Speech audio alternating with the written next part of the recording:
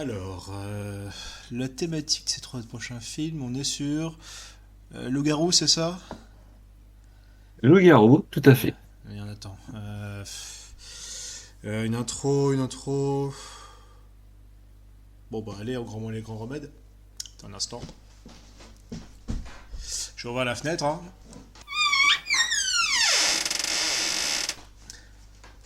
La lune en est où? Ah, nickel. Ah, attends.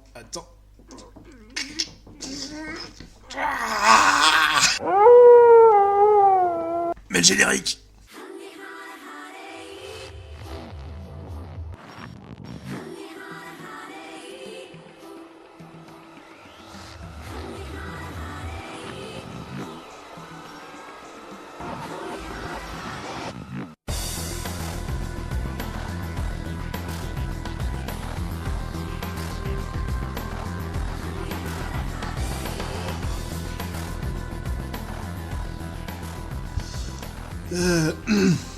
Bonjour à tous, je suis Psycho et ouais, bah, j'aurais voulu me transformer mais j'ai oublié que j'étais alsacien depuis 5 ans donc du coup je suis actuellement un ragondin-garou. T'as pas tout gagné. Et je suis Check-in et je trouve que ça va, ça aurait pu être pire. Tu aurais pu être un hérisson-garou. Tu sais, comme le jeu avec le hérisson bleu là. Oui, oui, ça existe. Je sais pas, j'ai envie de construire des barrages moi. Bref. Et ben donc bienvenue dans Le Sanglot des Péloches, l'émission qui vous parle de films de genre. Et nous sommes toujours dans nos 31 jours d'horreur.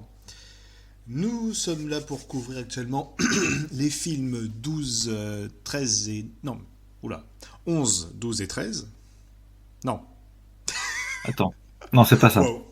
La fatigue se fait ressentir et on n'est même pas à la moitié. 10, 11 et 12. 10, 10, 11 11 et et 12. 12. Voilà, merci. Ah oui, Cerveau de Ragondin est actuellement en berne. On est là pour parler de Loup-garou pour les trois prochains jours, du coup. Alors, est-ce que tu as vu beaucoup de films de loup-garou, à part ces trois-là, Jekin? Alors non, justement, on en parlait avant d'enregistrer. Voilà, moi je suis quand même le moins versé en films fantastiques, en films de genre de nous deux, entre toi et moi. Et donc oui, j'ai pas vu les gros classiques de films avec le garou. Je n'ai pas vu euh, les classiques des années 30, ceux des années 50. Donc je pense aussi bien à l'Universal que la Hammer.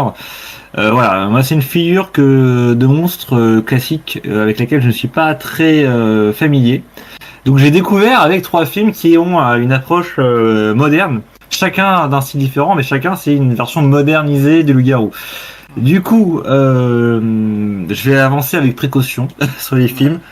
Ouais. Tu seras ma caution, Ouais, ouais, je bah, vais parler sous ton autorité dans ce qui est le rapprochement par rapport au mythe original. il n'y a pas de souci. Bah, écoute, parce que moi, justement, bah, ça a toujours été, depuis ma petite enfance, ça a toujours été ma figure horrifique préférée, le loup-garou. Depuis que je suis tout gamin. C'est la faute à ma grand-mère à m'appeler mon petit loup-garou. Merci. Oh, c'est trop mignon. Merci, mamie. Et bah, c'est vrai que voilà, dans l'imaginaire collectif, dans la pop culture, bah, c'est une figure que j'ai toujours préférée aux vampires, alors que c'est vrai que les vampires sont à la mode parce que bah oui, les vampires sont sexy, ils sont goth, ils sont trop dark. Bon, ils brillent dans la nuit, bah, ils brillent au soleil, paraît-il maintenant. Hein, Le jour, oui, c'est vrai. c'est nouveau, c'est un peu l'effet clochette. Mais, euh, mais voilà, je trouve on a un peu utilisé leur image ad nauseam, mais ça se répète assez souvent. Là où le garou dans la pop culture, c'est souvent un symbolisme tout simplement de nos racines animales, du retour à l'état sauvage, de Mm. tout ce qu'on essaye de réprimer de notre aspect primal, tout ce qu'on en fait au fond de nous et qu'on accepte en de très rares occasions de laisser éclater.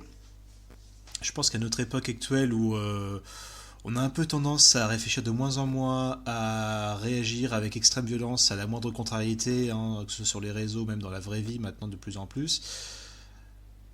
Je pense que la figure du loup-garou est peut-être un petit peu vouée à revenir à la surface, je trouve. Ouais, il y a peut-être un film récent, moderne à faire avec ça, ouais, avec les réseaux sociaux. Peut-être, effectivement, c'est un truc à creuser. Donc ça fait, ouais, Mais ça fait un petit bout de temps qu'ils en ont pas utilisé de. Si, il y a un film français en vrai il y a peu de temps qui s'appelle Teddy, je crois. Avec un ça film de me dit loup-garou quelque français, chose, oui. ouais. Mais Je ne je l'ai l'ai pas pas vu. encore vu malheureusement. J'ai pas tout vu non plus, un film de loup-garou, mais voilà, c'est un genre que j'affectionne, c'est un monstre que j'affectionne. Et surtout, ça permet aussi souvent de s'essayer un peu à des sympathiques effets spéciaux. Oui, c'est ce que je me suis dit en voyant ces films. Je me suis dit, en fait, ce qui excite beaucoup Psycho, c'est cette volonté enfin, ces scènes de transformation. Faut dire aussi vite fait que toi, tu as fait une école d'effets spéciaux Mm. pratiques. Donc tout ce qui est make-up, tout ce qui est effet dans le dur, en effets spéciaux, Ouais. tu aimes bien ça, quoi. Tu t'y connais. Et bah ouais, c'est vrai que c'est toujours un bon film de loup-garou, c'est aussi l'occasion de se dire comment est-ce qu'ils vont faire pour la transformation. Mm. Et c'est toujours très varié, alors qu'un vampire, à part quelques petites fulgurances, bah on a trop souvent tendance à mettre un mec bien sapé avec des dents longues, et puis c'est tout. Hein. Mm. Pour faire un Et garou, j'allais dire, faut plus de moyens. Ouais. ah. Ouais, j'allais dire au niveau des figures de films de monstres classiques, vraiment l'image caricaturale, je pense à la galerie des Universal Monsters. Enfin, moi, je suis surtout familier avec la créature de Frankenstein, et je trouve qu'on a quand même aussi une volonté. Souvent, c'est des personnages un peu tragiques. Ah oui. C'est le garou comme la créature, Ouais, non, où en fait finalement, ça se termine mal, quoi. Ça se termine ah oui. mal pour elles. Elles essayent plus ou moins d'en rentrer enfin, de vivre en société, mais elles ne peuvent pas parce qu'elles sont rejetées par leur nature même.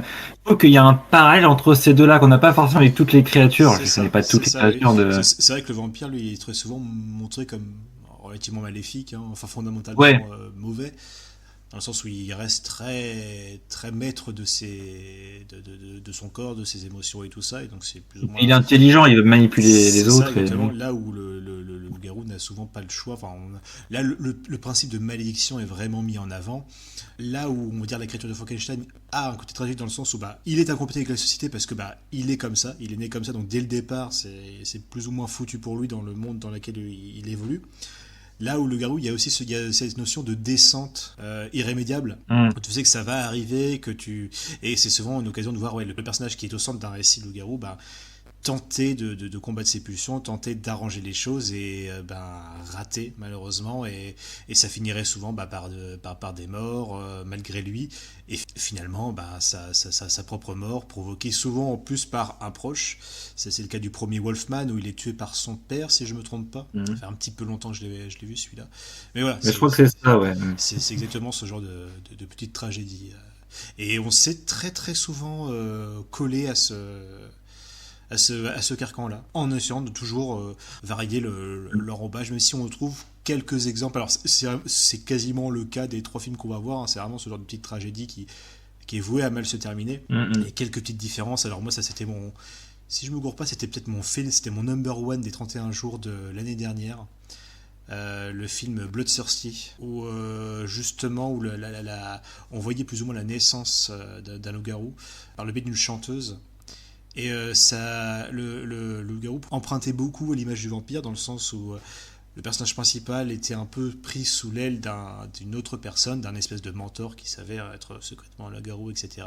Et qui va plus ou moins la pervertir petit à petit, la faire basculer vers ce côté-là. Il y a un côté presque séduction, un peu façon vampirique. Et ça a rarement été utilisé ça, et c'était très rafraîchissant, je trouve. J'ai pas vu Bloodthirsty là, mais c'est marrant parce que ce que tu racontes, ça m'évoque un truc qu'on retrouve dans un film dont on va parler ce soir, c'est Ginger Snaps, où il y a un peu aussi ce côté romance Oui. malsaine, qui est aussi un film canadien d'ailleurs, donc c'est comme ton Bloodthirsty. Enfin, on verra ça après. Ouais, carrément.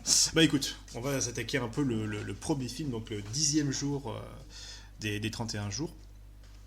Et bon, on a tapé dans le classique, on n'a pas été chercher très loin. Enfin, le classique un peu plus moderne, puisqu'on a commencé avec Le Loup-garou de Londres, en anglais An American Werewolf in London, dirigé par John Landis. John Landis qui à la base est plus un habitué des comédies hollywoodiennes. Hein. Ce que je connais le plus de lui, c'est les Blues Brothers. Ils se sont plus connus, je crois. Ouais. Et il est excellent. Moi j'aime beaucoup les Blues Brothers. Comme dit, j'aime les comédies musicales à petite dose, et les Blues Brothers, faut pas dire que c'est cette petite comédie musicale que que j'aime revoir de temps en temps. Et oui, il est sorti des Blues Brothers, il avait fait des comédies qui pas forcément très connues chez nous, mais qui sont un peu considérées comme cultes aux États-Unis. Souvent parmi les comédiens, on avait des habitués du Saturday Night Live, donc voilà, quoi. Dan Aykroyd et John Belushi, donc c'était déjà des mecs de là.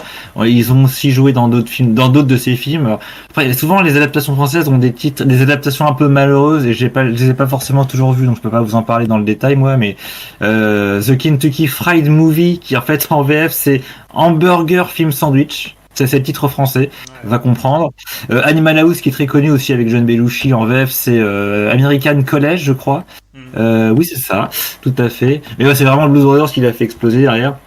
Et bon, alors on va pas forcément refaire toute sa carrière, mais parmi les trucs très connus qu'il a fait aussi, c'est qu'il s'est pas mal rapproché de Steven Spielberg. Et après on va en parler vite parce que c'est pas du tout notre sujet, mais il a réalisé un des segments du film La Quatrième Dimension, donc avec Spielberg. Et c'était un film à sketch, enfin c'était 3-4 grosses histoires. Alors, il y en a un qui est réalisé par Joe Dante et il y a celui du coup est-ce que c'est pas dans ce segment-là qu'est arrivé le fameux accident tristement célèbre ? Ouais, voilà, c'est ça. Alors, je voulais pas forcément qu'on en parle en détail, mais on peut l'évoquer vite fait que oui, il y a eu cette histoire terrible. Moi j'ai pas les détails, mais il y a eu des morts, des acteurs morts. L'acteur principal et un enfant qui se sont fait mis en pièces par une pale d'hélicoptère. C'est terrible, et je pense que ça a dû être un coup dur aussi pour Landis. Hein. Moi j'imagine qu'il a dû se prendre un procès au cul déjà, mais je pense qu'aussi, oui, il y a eu psychologiquement ça doit aussi être terrible. Apparemment, ce serait aussi la cause de son engueulade avec Spielberg. Ils ne se parlent plus depuis cette histoire. Voilà pour l'anecdote. Il y a eu des projets de films qui desserrent après entre deux et qui ont été purement et simplement annulés, quoi. Mais voilà. Mais après voilà, il a fait quand même pas mal de trucs, John Landis, malgré tout. Et et en dehors du cinéma, il a réalisé 2 des clips de Michael Jackson. Quand même. Le plus connu étant évidemment Thriller, mine de rien. Au début duquel il se transforme en quoi, Michael Jackson ? Le loup-garou. Mais après il y a un zombie, je crois, dans la danse, ou c'est l'inverse, je sais plus. Non, il se transforme en loup-garou au début, ouais. Moi je me suis astiqué sur la partie avec le loup-garou, puis après j'arrête. Après où c'est le clip est un version longue, c'est vraiment un mini film. C'est l'époque où Michael Jackson se sentait plus pissé et ses courts métrages étaient des mini films machin. Bref, il y a eu et du coup il se payait des grands réalisateurs. Martin Scorsese qui a réalisé Bad, si j'ai pas dit. Oui, c'est ça, c'est Bad. Bref. Bref, on n'est pas là pour parler de Michael Jackson. Je sais pas si tu savais la genèse du film justement, où ça vient lorsqu'il était assistant de production sur le film Kelly's Heroes. John Landis, il tourné en Yougoslavie, et ils sont tombés sur un groupe de Roms qui faisait des rites sur un homme qu'ils enterraient d'une certaine manière pour ne pas qu'il ressuscite. Enfin, il y a vraiment une espèce de rituel très très folklore. D'accord. Du coup, ça lui a donné une petite idée, puis il a fait un jet peu de temps après. Il a fait un premier jet de scénario. Et par la suite, il a profité un peu du succès de ses films suivants pour sécuriser un petit pécule pour commencer à financer le film. Et c'était pas gagné parce que selon le script, il y en avait qui disaient que c'était trop flippant pour une comédie, trop amusant pour être un vrai film d'horreur, etc. Il était entre deux, quoi. C'est ça, il était entre deux sages. Et au final, qui c'est qui a chopé les droits au final ? Universal, je crois, il me semble. Je crois que c'est Universal. Oui, c'est Universal. Donc ouais, j'ai envie de dire, c'est un peu revenu à la maison mère, Universal, avec eux qui avaient fait The Wolfman bien avant. Et alors, il a eu un petit, alors pas un record, mais il a eu un petit cas spécial, ce film, parce que quand même, c'est le premier film, l'histoire du cinéma en Grande-Bretagne, qui a eu le droit de tourner à Piccadilly Circus. Ah ouais. Voilà. Ça se faisait pas avant. Non, c'était Niet de chez Niet, et il a pu avoir ce droit-là grâce à ce Blues Brothers. Il a littéralement invité 300 membres de la police de Londres à une projection de The Blues Brothers. Et la police a tellement été impressionnée qu'ils lui ont accordé 2 nuits de tournage entre 1h et 4h du mat. D'accord. Ah. Et il a fait ça tellement vite que alors là je lis des fiches, je lis mes notes, mais il a eu besoin d'arrêter le trafic que pendant 2 minutes par 3 fois pour faire certaines choses. C'est dingue. Okay. Bon, après il y a plein de choses. Ils ont filmé dans le General Hospital, aux Zoo de Londres. Oui, tout le film a été tourné aux États-Unis, au Royaume-Uni. À Tottenham, au Tower Bridge, enfin. voilà, D'accord. ils sont éclatés. Oui, parce que c'est un film américain, mais enfin, j'ai cru comprendre que c'est quand même une coproduction américano-britannique, même si les trois quarts des techniciens sont quand même américains. Mais ouais, ils ont pu tourner au Royaume-Uni de manière assez legit. Enfin, c'est assez cool. Et bon, on va en parler, mais ils en jouent aussi un petit peu parce qu'il y a le côté décalage. Enfin, on va peut-être résumer le film vite fait, hein, mais tout l'angle du film, c'est de faire voilà, c'est un Américain qui se retrouve au Royaume-Uni. Du coup, il y a deux trois blagues au niveau de la culture populaire là-dessus. Et la scène après Cadillac Circus, il se moque de cette scène où il injure un policier et il se fout de la gueule voilà, de Winston Churchill, de la reine mère, tout ça. Et ça le rend dingue parce que le policier reste d'un calme, d'un flegme british à toute épreuve. Voilà, c'est ça. Et il devait sûrement se dire que putain, j'aurais fait ça en Amérique, je me serais fait défoncer la gueule 3 fois. Oui, Et, surtout en ce moment. Ah bah surtout en ce moment, ouais. Et alors, c'est très marrant que tu aies parlé justement de Dan Aykroyd et John Belushi. Parce qu'à la base, c'est les acteurs que voulait Universal Studios pour les deux personnages principaux. Ah oui. Voilà. Donc je te laisse imaginer, sur Terre 2, t'as Belushi et Aykroyd qui jouent les deux personnages principaux. Ah. Voilà. Ah. Oui, parce que là, pour le coup, les acteurs de ce film-là sont des inconnus. Enfin, moi, je les ai jamais vus ailleurs. J'imagine le Jack Zombie en train de pousser la chansonnette, et c'est bizarre. Bref. Donc oui, parce que voilà, donc American Werewolf in London, donc alors le titre est un jeu de mots entre un Américain à Paris de Gershwin et The Werewolf of London, qui est un vieux film british, et on a fait les deux, hein, et American Werewolf in London.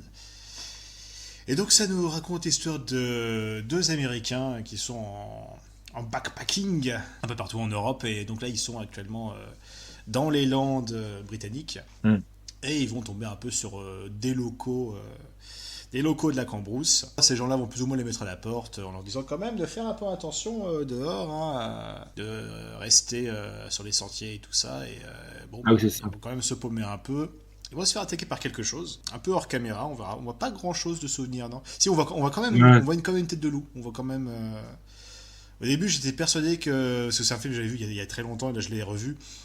Au début, j'étais persuadé qu'on ne le voyait pas. Et c'est vrai que durant tout le début de la scène, tu vois juste hors champ, tu vois qui dit c'est Gecko qui se dirige vers nous. Putain, la vache, ça doit être un berger, les shepherd, je sais pas quoi, les gros chiens de berger. Il dit, ça doit être ça. Non, ça c'est beaucoup plus gros. Et putain, c'est en train de venir vers nous. Et on a beaucoup de hors champ. Et finalement, quand même, si, quand on voit Jack en train de se faire démolir à coups de griffe, on le voit un petit peu que c'est. Bref, s'ensuit une très grosse attaque, une très violente attaque par parce qu'on imagine être un loup-garou qui sera en plus abattu par les locaux. Et avant de perdre connaissance, David aura tout juste le temps de voir son ami Jack en train d'expirer, tout simplement, complètement mis en pièces. Et après que les villageois aient tiré sur cet animal, il voit juste un mec à poil mort à côté de lui. Qu'est-ce que ça veut bien vouloir dire ? Et donc il reprendra connaissance dans un hôpital. Il a eu des blessures plutôt superficielles, et voilà. Mais il va en profiter pour flirter un petit peu avec son infirmière attitrée.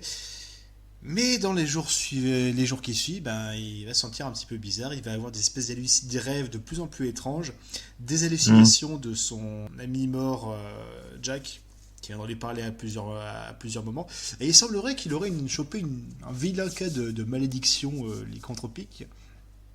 Et que le seul remède à ça serait tout simplement la mort, afin d'éviter un massacre en bonne et due forme. Alors spoiler alert, ça ne finira pas bien, hein. Mais comme on l'a dit, on est vraiment à fond dans le carcan habituel du film de loup-garou, avec cette fin tragique, ce personnage qui va essayer d'échapper à son destin, mais qui finalement ne pourra pas, et finira abattu après s'être transformé en loup-garou. Mais entre ça, il se passe pas mal de choses. On peut en parler un petit peu de ça. Alors, qu'est-ce que t'en as pensé en général ? Moi, je suis pas le plus convaincu par le film. Alors, je vais peut-être me faire des ennemis, mais voilà, je connaissais la réputation du film pour ses effets spéciaux, mais en fait, à part ça, c'est vrai que je l'avais jamais vu, j'avais jamais vraiment vu beaucoup de gens en parler. Donc, j'ai vraiment découvert le film comme ça en mode nature. Et à la fin du film, je me suis dit, alors il y a une fin qui est assez, je sais pas, on se permet de spoiler ou pas ? Bon, On j'ai dit raconte qu'il la il mourrait fin. à la fin, Oui, il mourrait à la fin. Bah oui, le truc c'est que la fin est vraiment très. Alors, tu me disais avant l'enregistrement que c'est classique d'avoir une fin assez abrupte. Voilà, c'est voilà, le loup-garou il meurt. David il meurt. Bon, ok, très bien.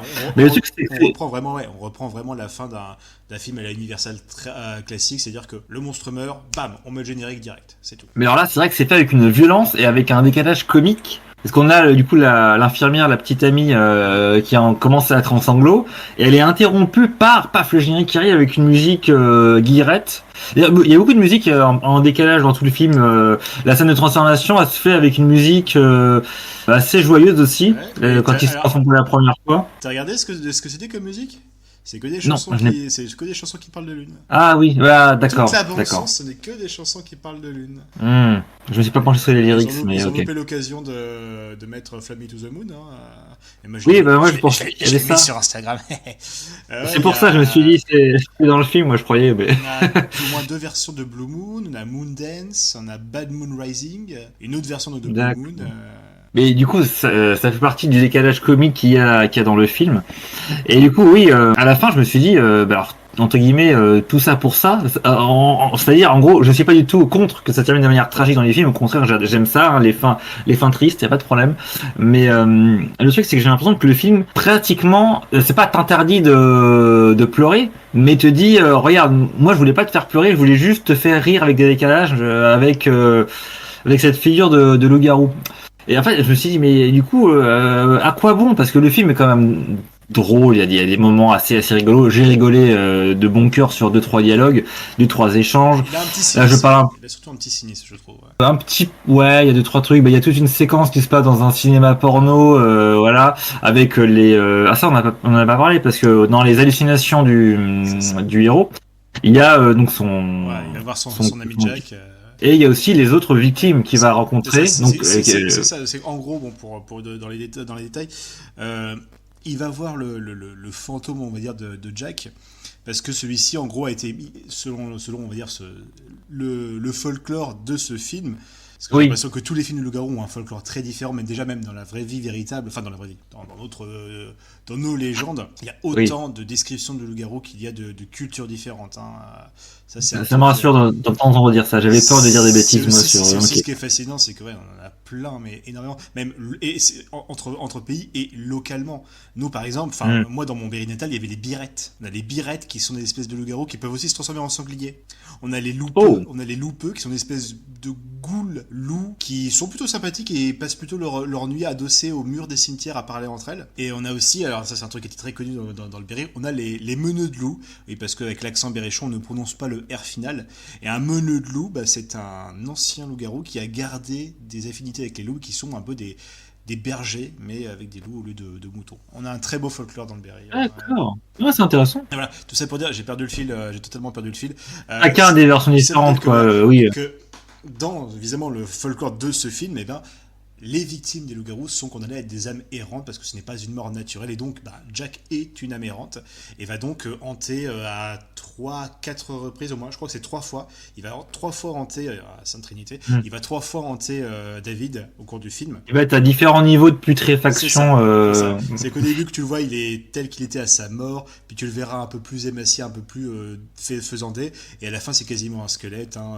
Peut-être un peu l'effet le moins beau, je trouve. Mais durant cette 3e fois, c'est dans le noir, c'est dans la salle de cinéma. Ouais. Et durant cette partie-là, David a eu sa première transformation, donc il a fait quand même une petite série de meurtres. Et donc cette fois-ci, Jack ne va pas le hanter seul, il dit tiens, il y a aussi tes victimes de la dernière nuit qui sont là avec moi.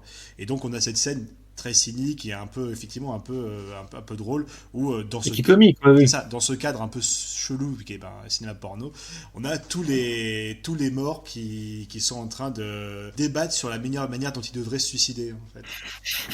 Oui, ça marche plutôt bien, mais il y a ça, et puis il y a aussi la scène où il se réveille à poil dans le zoo. Il se retrouve du coup à demander à un gamin derrière le buisson les ballons. Voilà. Il a pas d'autre idée que de piquer des ballons pour se couvrir.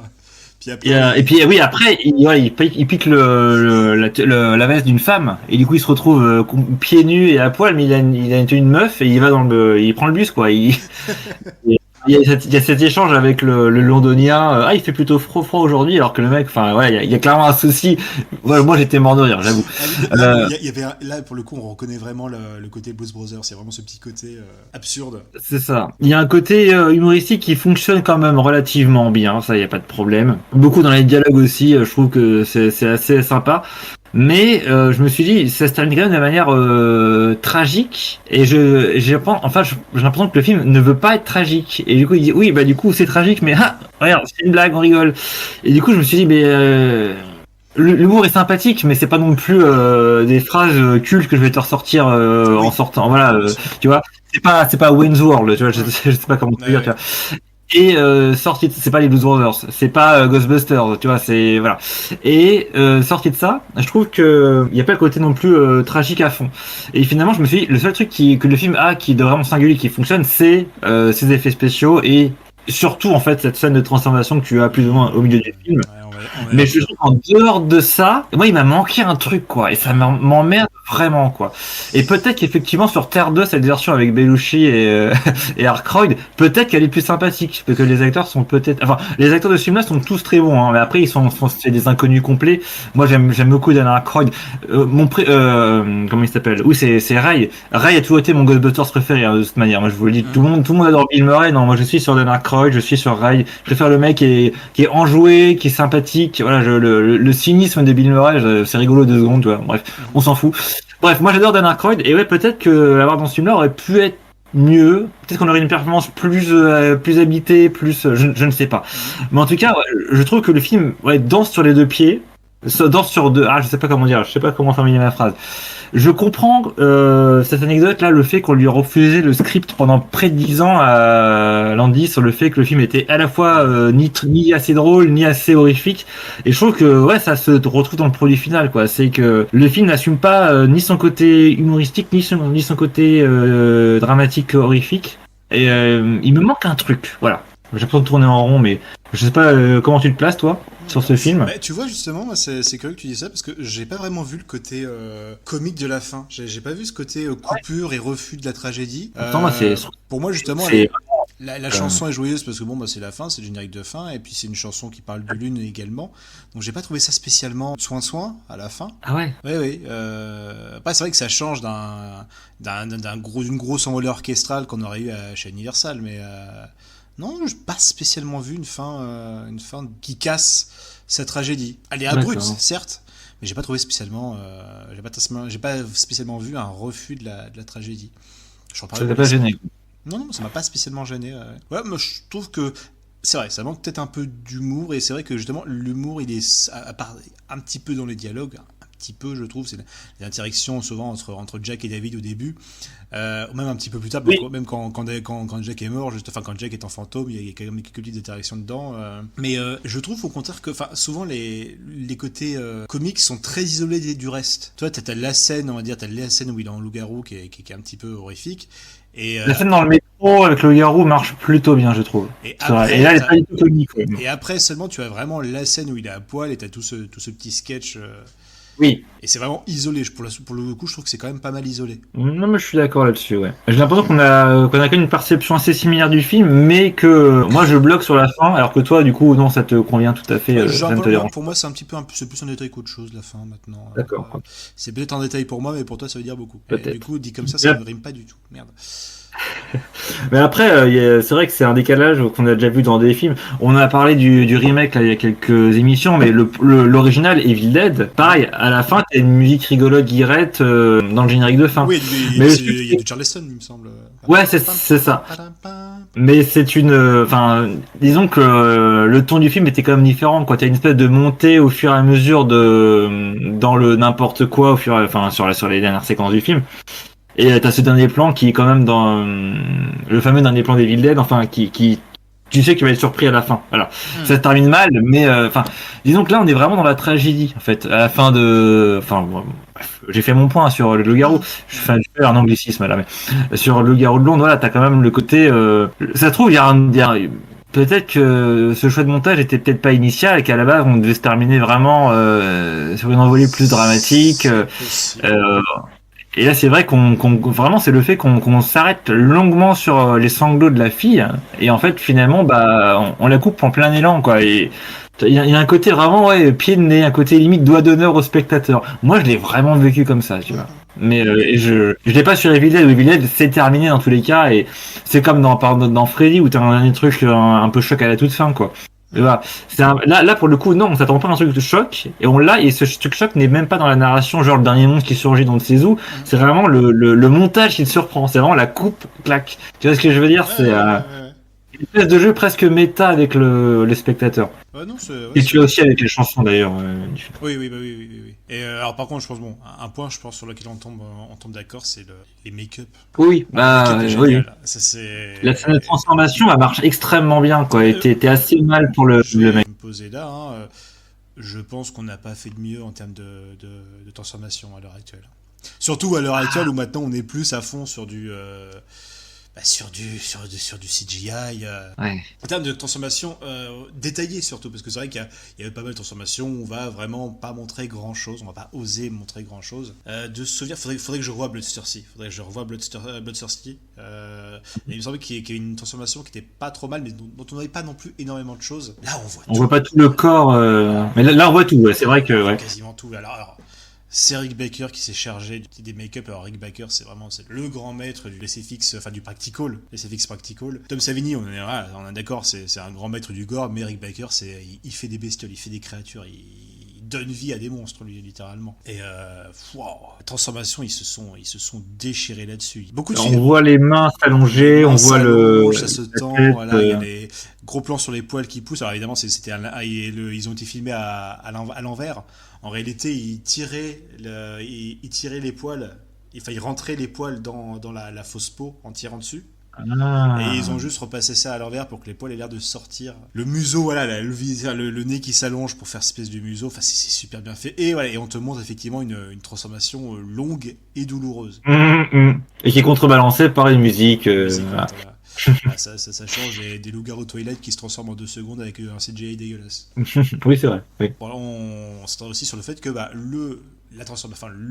finalité, hein, le loup-garou final, il ressemble beaucoup plus à un gros loup qu'un espèce de bipède un peu furie. Il est à quatre pattes, mais après, il est rarement filmé intégralement lors des scènes d'action. C'est souvent très cut, quoi. Ouais. La scène où il attaque les clodos, là, c'est vraiment, c'est des cuts rapides, tu vois que la gueule, paf, arriver sur l'écran. Mais même lors de la scène finale à Piccadilly, où on le voit surtout filmé au niveau de la tête et un peu les pattes avant. Mais on le voit. Il y a 2-3 plans, mais où il est un peu plus large, mais c'est vrai qu'il est jamais en entier dans le cadre. Là, on cache un petit peu justement en faisant un montage assez rapide justement pour essayer de le voir un peu essayer de bien le voir tout en le montrant pas tout à fait. Ouais, il y a un plan où j'ai fait pause parce que on le voit un peu, mais de très très loin. C'est qui peut-être.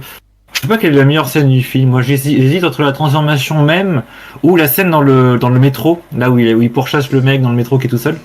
Ah, oui, et c'est beaucoup de vues à la première personne, tu vois la vue du loup-garou, quoi. Mais il y a un moment, à la toute fin, il monte des escalators qui sont arrêtés, je crois. Et du coup, t'as un espèce de champ contre champ où c'est le premier plan, c'est en bas de l'escalier. Enfin, en bas de l'escalator. Et après, tu as le haut de l'escalator où le mec va s'arrêter, il trébuche.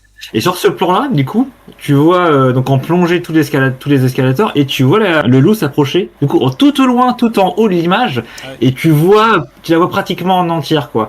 Et donc voilà, donc ils avaient une créature entière quoi, sur le plateau, mais ils la montrent vraiment par petits bouts. Voilà. Et c'est l'endroit où tu peux la voir un peu en entier, pas en plein cadre, mais tu la vois en entier, quoi.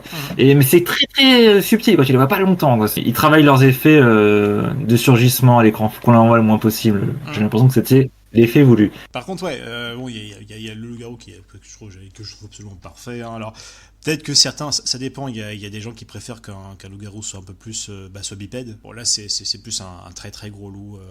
C'est assez marrant parce que là, c'est la petite trivia et anecdote personnelle. Le jeu de rôle Loup-garou l'Apocalypse, où on incarne, guess it, des loups-garous. Un vampire.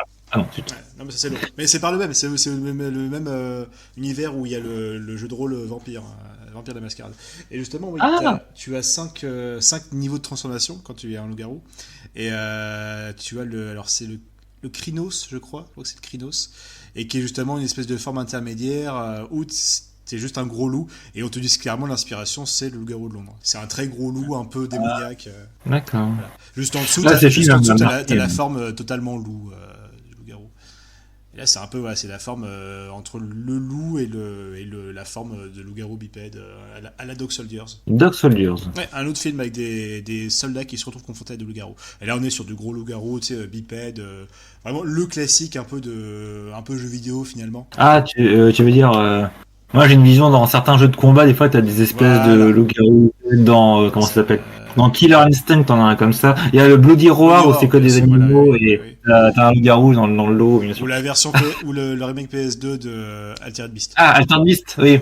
Oui, oui, Altered Beast aussi, tout à fait. Que je Putain. défendrai Oui, jusqu'à ma mort. Même si tout le monde crache sur cette version. et moi, j'ai jamais joué. Il faudrait que en grand fan de saga, il faudrait que j'essaye ce truc-là un jour. Mais Littéralement ça. bref. Bref. Mais voilà, il n'y a pas que des loups-garous dans ce film, il y a aussi du zombard. Parce que, voilà, il y a le Jack et ses différents niveaux de décomposition que je trouve ultra Oui. bien réussi. Enfin, un petit peu moins, justement, quand il y a à moitié un squelette, il y a un espèce d'œil qui sort, ça fait un peu cheapos. Mais sa première version où il a ajusté la moitié de la face complètement déchiquetée, Hum. elle est ultra efficace. Ouais, ça marche bien. Et la deuxième aussi, j'aime bien. La deuxième, quand on est dans Et l'appartement de la meuf, où il est plus zombie. Là. ouais. Bon, moi, je trouve un peu classique. Il ressemble un petit peu. Il y a un peu un visage émacié, un peu comme Frank dans Hellraiser, justement. Et, Ah ouais. moi, j'aime bien la première version, justement. D'autant plus que là, c'est là qu'il y a, je trouve que le, le décalage est bien présent. C'est qu'il parle de manière très nonchalante, alors qu'il est dégueulasse, qu'il est absolument magané de partout. Oui. Là, je trouve ça c'est très efficace à ce moment-là. Ils vont aussi se faire un petit plaisir avec une scène qui sort de nulle part. Oui, et merci de me l'avoir rappelé d'ailleurs, parce que mon cerveau avait Putain, oublié le truc. c'est tellement original que ton cerveau a essayé de rejeter ça. C'est que Après le bon, film, il a 3-4 jours. David va faire plusieurs rêves différents. Alors au début, dans ses premiers rêves, il me semble que c'est des rêves qui sont très euphoriques justement. Là, on parle, j'en ai parlé un peu au début, mais voilà, vraiment ce principe de libération, de retour à l'état naturel, vraiment de ce côté de relâchement libérateur, où il y a des rêves de lui qui court dans les bois à poil, et c'est génial, c'est super cool. Après, ce sera un peu plus sombre parce que tu le verras courir dans les bois, c'est super cool, mais après, il va décapiter une biche pour goulûment la bouffer. Il y a cette petite scène un peu onirique où il est dans un lit d'hôpital dans la forêt. Et il y a cette scène complètement barrée où il est revenu en Amérique, il est dans le salon avec ses parents, avec son petit frère, sa petite sœur, je sais plus s'il y en a deux ou s'il y en a qu'un seul. Et d'un seul coup, sa mère va répondre à la porte et il y a un groupe de nazis démons qui arrivent et qui massacre toute la famille. D'où ça sort. Oui, c'est vrai. C'est incroyable. Je ne sais pas quel est le symbolisme. Pourquoi des nazis? Pourquoi est-ce qu'ils ont des tenues de soldats allemands de la Seconde Guerre mondiale? Je ne comprends pas, mais c'est Rick Baker qui voulait tout prêcher. Je sais pas. Je n'explique pas. Ouais. J'ai cherché des trucs et je ne vois pas d'explication à ça. Mais c'est génial. Il y a un côté random que je trouve vraiment génial. Et puis ouais, Et cette scène, il y a le côté en plus, ouais, il y a le côté rêve dans un rêve où là, et pareil, il se réveille dans son voilà. hôpital. Ah, ça va mieux. Et puis la femme va ouvrir le rideau, puis il y en a un autre démon zombie qui sort pour l'égorger. Enfin, Et là, pendant 2 secondes, je me suis dit, ah non, c'est vraiment le cas. Et non, on te fait le coup du rêve dans le rêve, quoi. Mais ouais. Je sais pas si c'est un cliché ou pas dans l'horreur, le fait d'avoir des rêves dans des rêves. Enfin, ou voir c'est encore un décalage comique volontaire, je ne sais pas. ouais, peut-être que le rêve dans le rêve, enfin le rêve à plusieurs niveaux était peut-être justement pour le comique, ce qui me semble quoi. Après, il y a quand même des effets un peu plus classiques là. La scène où il y a le zombie, là, le Jack zombie qui vient lui parler chez sa copine. Il est dans la salle de bain, il a le miroir, il referme le miroir et paf, c'est là que le zombie apparaît quoi. C'est le coup du miroir ou Oui, c'est du le classique. truc bizarre. Ça joue un peu. Je me suis dit, ok, d'accord. Ouais. Et après, il y a juste un dernier truc. Je trouve que les dialogues sont mal écrits, sont assez drôles, mais il y a quand même 2-3 trous dans le scénario ou alors des trucs qui peut-être je suis trop bête et j'aurais aimé une explication alors que c'était peut-être pas nécessaire. On parlait là au début, la Cambos machin, il y a un bar avec machin, donc ils ont un pentacle mur, ok, et ils t'expliquent pas précisément ce que c'est. Alors on se doute parce que les deux héros font référence. Ah, on a vu ça dans les films d'horreur des années 30, machin. Donc on imagine, que moi j'ai pas vu. Il faut que je rattrape ça, mais que je fasse mes devoirs. Mais en gros, du coup, alors j'imagine que c'est un truc qui permet de repousser les loups-garous. Ou alors mais on va pas te le dire. Et surtout, du coup, on a le médecin un peu plus tard qui va retourner dans le bar, qui va faire sa petite enquête. Et bon, il va sortir bredouille, même si on va quand même lui dire attention, il va vraiment transformer en loup-garou là, votre faites gaffe. Mais du coup, on n'a pas eu le pourquoi du comment. C'est quoi ces gens dans ce bar? Alors, j'ai cru comprendre que c'est une espèce d'organisation secrète, mais ils font quoi en fait? Ils protègent les gens? Parce qu'ils le font, mais très mal du coup, vu qu'il y a quand même eu un mort au début du film. C'est un peu le décalage, c'est qu'au début, ils sont bizarre. En mode allez chier, cassez-vous. Oui, c'est ça. C'est à cause d'eux en fait que tout le film existe. Même la serveuse qui est carrément en train de leur dire là, vous êtes en train de les envoyer au casse-pipe là. Et puis après, ils vont les sauver, mais trop tard parce que il y en a déjà un qui est mort et l'autre qui s'est fait griffer, alors que ils doivent clairement savoir que ça va finir comme ça. Alors peut-être que les secours sont arrivés trop vite et ils ont sauvé David avant qu'il essaie de le buter. Enfin, je ne sais pas. Ouais, il y a un truc qui est pas. Peut-être. Et moi, je m'attendais du coup à ce qu'on part en mode enquête et qu'on ait une explication à la fin. En fait, pas du tout. C'est vrai que j'ai l'impression que ça sert peut-être un peu à rallonger le film sans vraiment mener à quelque chose. Justement, il y a la visite du docteur. C'est dommage. Hein. Pas plus. Hein. Moi, j'aimais bien le mystère qui est dressé avec ça. Je me suis dit, où est-ce qu'on va partir? Et en fait, bref.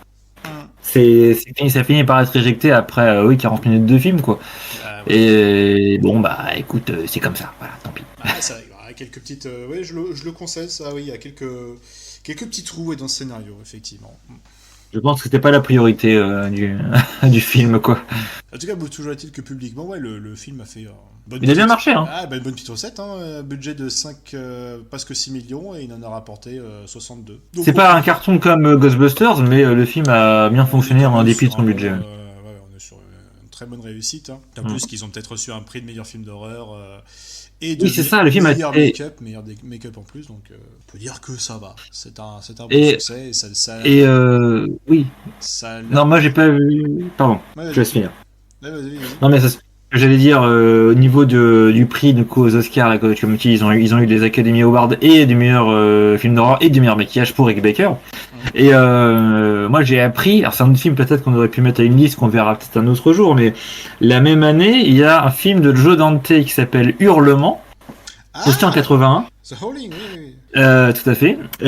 Sur lequel Rick Baker travaillait pour les effets spéciaux du loup-garou avec son assistant Rob Bottin, qu'on connaît parce qu'après il est parti sur The Thing entre autres. Et en fait, du coup, il a arrêté de travailler avec Rob Bottin sur Hurlement pour aller rejoindre John Landis sur le loup-garou de Londres. Et donc c'est lui qui a eu l'Oscar cette année-là, et pas Rob Bottin qui est resté seul sur Hurlement.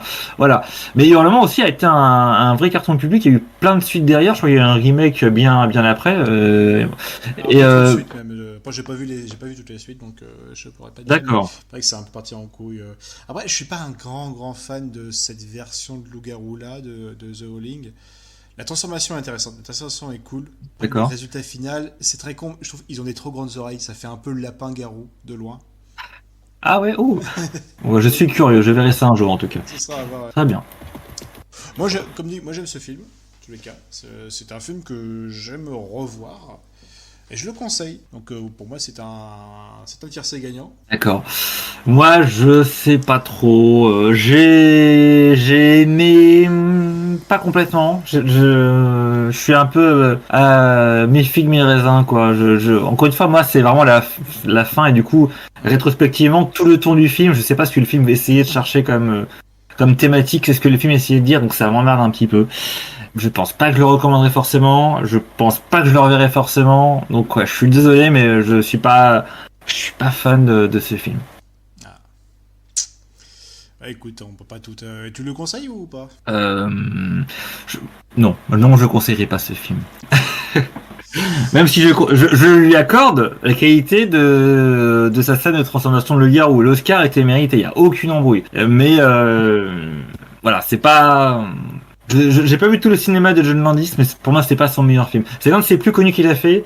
Pour moi c'est pas son meilleur pour autant. Ouais. Je suis honnête, je suis désolé. Non mais oui, tant pis. On ne peut pas tout avoir.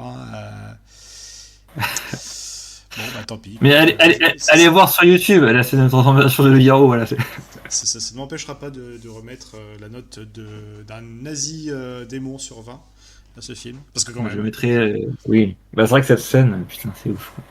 Moi, je dirais. Ouais. Film porno et gros tétons sur 20. Pourquoi des gros tétons? Bah, parce qu'il y avait des gros tétons. Moi, ça m'a choqué. Enfin, des gros seins, des gros slush, des gros nibards. J'essaie de me rappeler où est-ce qu'il y avait ça dans le film, non? Mais j'ai même pas... La scène dans le cinéma porno. Ah oui, putain, d'accord, mais je me dis que c'est un plan, ouais, d'accord.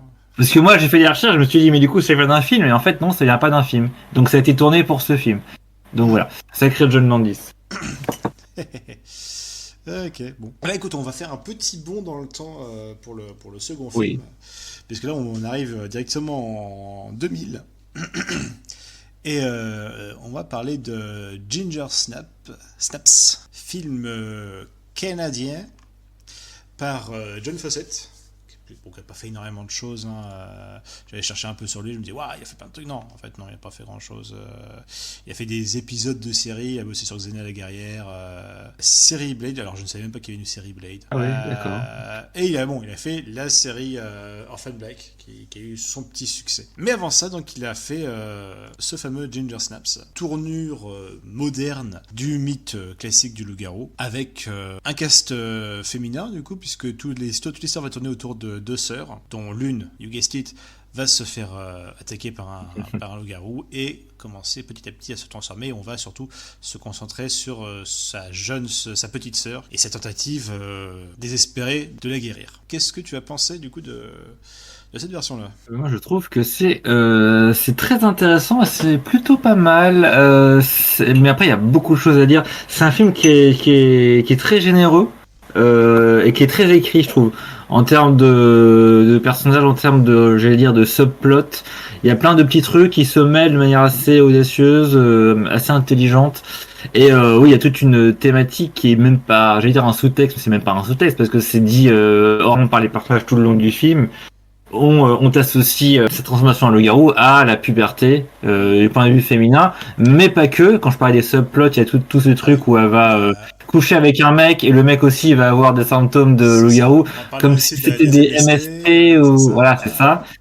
Donc c'est assez malin, mais le point de vue principal est quand même la puberté du coup et du coup les hormones qui changent, le fait que t'es ultra heureuse, ultra comment dire, ultra joyeuse à un moment, puis la seconde d'après tu vas te prendre la tête avec ta sœur pour une connerie à la con, tu vas avoir des pulsions animales, donc forcément parce que t'es un loup-garou, tu crois à la base que là je m'éparpille un peu partout, mais après on va faire un peu le tri là-dedans, mais tu as donc oui, ces pulsions sexuelles, le personnage croit que c'est juste parce que oui, c'est juste parce qu'elle a envie de coucher avec un mec, mais en fait finalement c'est aussi qu'elle a laissé à moitié le bouffer, elle le griffe tout ça, et finalement elle va bouffer les chiens du quartier à côté, enfin et donc c'est plutôt bien vu. Forcément moi ça m'évoque aussi la figure du vampire, mais ça en fait quelque chose de différent. Enfin, il y a une espèce de relecture du concept de vampire, du concept de loup-garou, pardon.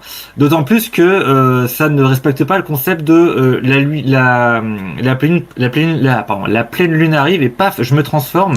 Non, là c'est au fur et à mesure, elle va se transformer comme une maladie ou comme un passage à l'âge adulte, elle va devenir un loup-garou, enfin un loup. Je sais pas du coup comment ça fonctionne. Le film, on n'a pas de réponse parce qu'elle meurt avant, à la fin. Oups, j'ai dit la fin. On sait pas exactement comment ça se défait par la suite. Est-ce que tu t'en sens de plus en plus au fur et à mesure que la lune est croissante et après ça s'inverse un petit peu par la suite. On n'en sait pas trop. Le film ne répondra pas à cette question-là. Mais il y a eu des suites, donc il y a eu une suite apparemment. Peut-être que je me rappelle pas grand-chose ces suites-là, mais d'accord. Ils sont bref. De manière générale, mais je sais pas si l'autre sœur refait une apparition, mais de mémoire on perd déjà le duo principal du film. Et j'imagine vu la fin de ce film-là. C'est vrai qu'on attaque un petit peu au vitriol la figure de loup-garou, puisque déjà le premier loup-garou qu'on voit, celui qui va attaquer leur. Alors, first thing first, le film s'appelle Ginger Snap parce que c'est un jeu de mots entre les Ginger Snaps, qui est une espèce de gâteau au gingembre assez connu au Canada visiblement. Et c'est un jeu de mots avec l'un des personnages, donc on suit les sœurs Fitzgerald. Donc Brigitte et Ginger, et donc c'est Ginger qui va se transformer en loup-garou. Donc Ginger va péter un plomb, donc Ginger snaps. Ils ont pas essayé de traduire le titre en français, heureusement. Enfin, je sais pas. Chez les Québécois, ils appellent ça Entre sœurs. Ah d'accord, oui, ils ont trouvé un autre truc, quoi. C'est vraiment nul comme titre. Oui, surtout c'est pas. Va chercher ça dans un vidéoclub.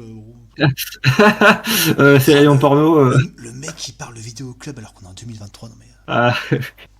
Voilà. Donc comme dit, on casse un peu l'image de loup-garou parce que le premier loup-garou, celui qui va infecter Ginger, et il est pas tué par un côté tragique, par une balle en argent ou un truc comme ça. Non, il se fait éclater par une bagnole. Voilà, dans le sens où vraiment l'image, on la défonce bien comme il faut. Il se fait écraser par un espèce de pick-up du dealer comme un vulgaire clébard. C'est le premier effet bien gore. Et donc oui, on parlait justement de ce lien avec la puberté, les MST, etc. Et justement, c'est un peu on a totalement les deux malédictions qui sont présentées en même temps, puisque les deux sœurs n'ont pas encore eu totalement la puberté totale. C'est un petit quart, ils sont très très tardifs visiblement, parce que la Ginger est censée avoir 16 ans à peu près à ce moment-là. Et ce n'est seulement qu'à 16 ans qu'elle a enfin ses règles. Et du coup, peu de temps, genre quelques minutes avant de se faire attiquer, elle a enfin ses règles. Et justement, elle se dit, merde, j'ai chopé la malédiction, entre guillemets. Et peu de temps après, elle attrape l'autre malédiction. Et c'est assez intéressant. Oui, et elle dit que c'est une malédiction aussi parce que, je sais pas si on l'a précisé, mais les deux personnages, les deux sœurs, vivent un peu en marge de la société. C'est un peu des Mercredi Adams modernes. Elles sont cyniques, elles détestent... Elles ont leur petit jeu au tout début. Le générique du film, c'est un diaporama qu'elles présentent en classe, où elles présentent des images de leur mort simulée, voire de leur suicide simulé. C'est génial parce qu'il me semble qu'en plus le but de l'exposé, c'était représenter la vie dans la ville où ils sont. Et justement, c'est que un photomontage d'elles qui sont en train de se foutre en l'air de plein de façons différentes. Donc il y a le côté du coup je vais tomber, enfin voilà, je vais être comme toutes les autres filles, la puberté me touche enfin, j'ai mes règles et du coup c'est pas vu comme quelque chose de positif quoi pour ces personnages. J'avais un petit peu peur dans mes souvenirs, j'avais un petit peu peur qu'on soit vraiment sur une grosse caricature de goth un peu à la South Park. Ah oui. Et des fois on y learn un petit peu, mais ça peut aller au final parce que on sent un petit peu très vite par la suite du film que c'est beaucoup un style qu'elle se donne et au fur et à mesure il y a quand même le vernis qui se craquelle un petit peu et qui sont un peu plus nuancés par la suite. Surtout celle qui est, alors c'est Ginger oui, surtout Ginger du coup parce que elle finit par être ultra sexualisée, elle se rend compte qu'elle peut attirer les mecs, elle prend conscience de son corps quoi, et oui que finalement ça la dérangerait, dans un premier temps, ça la dérangerait pas du coup de se faire draguer. C'est ce qui finit par arriver. Et oui, parce qu'il y a aussi un truc, c'est que les deux sœurs sont tellement dans un délire ghost, pessimiste, suicide, machin, qu'elles ont fait un pacte finiront leur vie ensemble, elles se suicideront ensemble ou non. Il n'y en a pas une qui partira avant l'autre. Donc du coup, alors c'est l'autre, il y a Ginger et l'autre, sa petite sœur du coup. Brigitte, du coup, elle voit ça comme une trahison quand elle voit que sa sœur commence enfin à avoir une vie sociale. C'est un truc qui elle ne supporte pas quoi. Les deux actrices sont très bonnes. Donc on a donc dans le rôle de Brigitte, on a Emily Perkins qui malheureusement n'a pas arrêté en 2019. Elle a arrêté définitivement le cinéma. Elle arrête le métier d'actrice malheureusement. C'est assez marrant. Ça m'avait un petit peu marqué.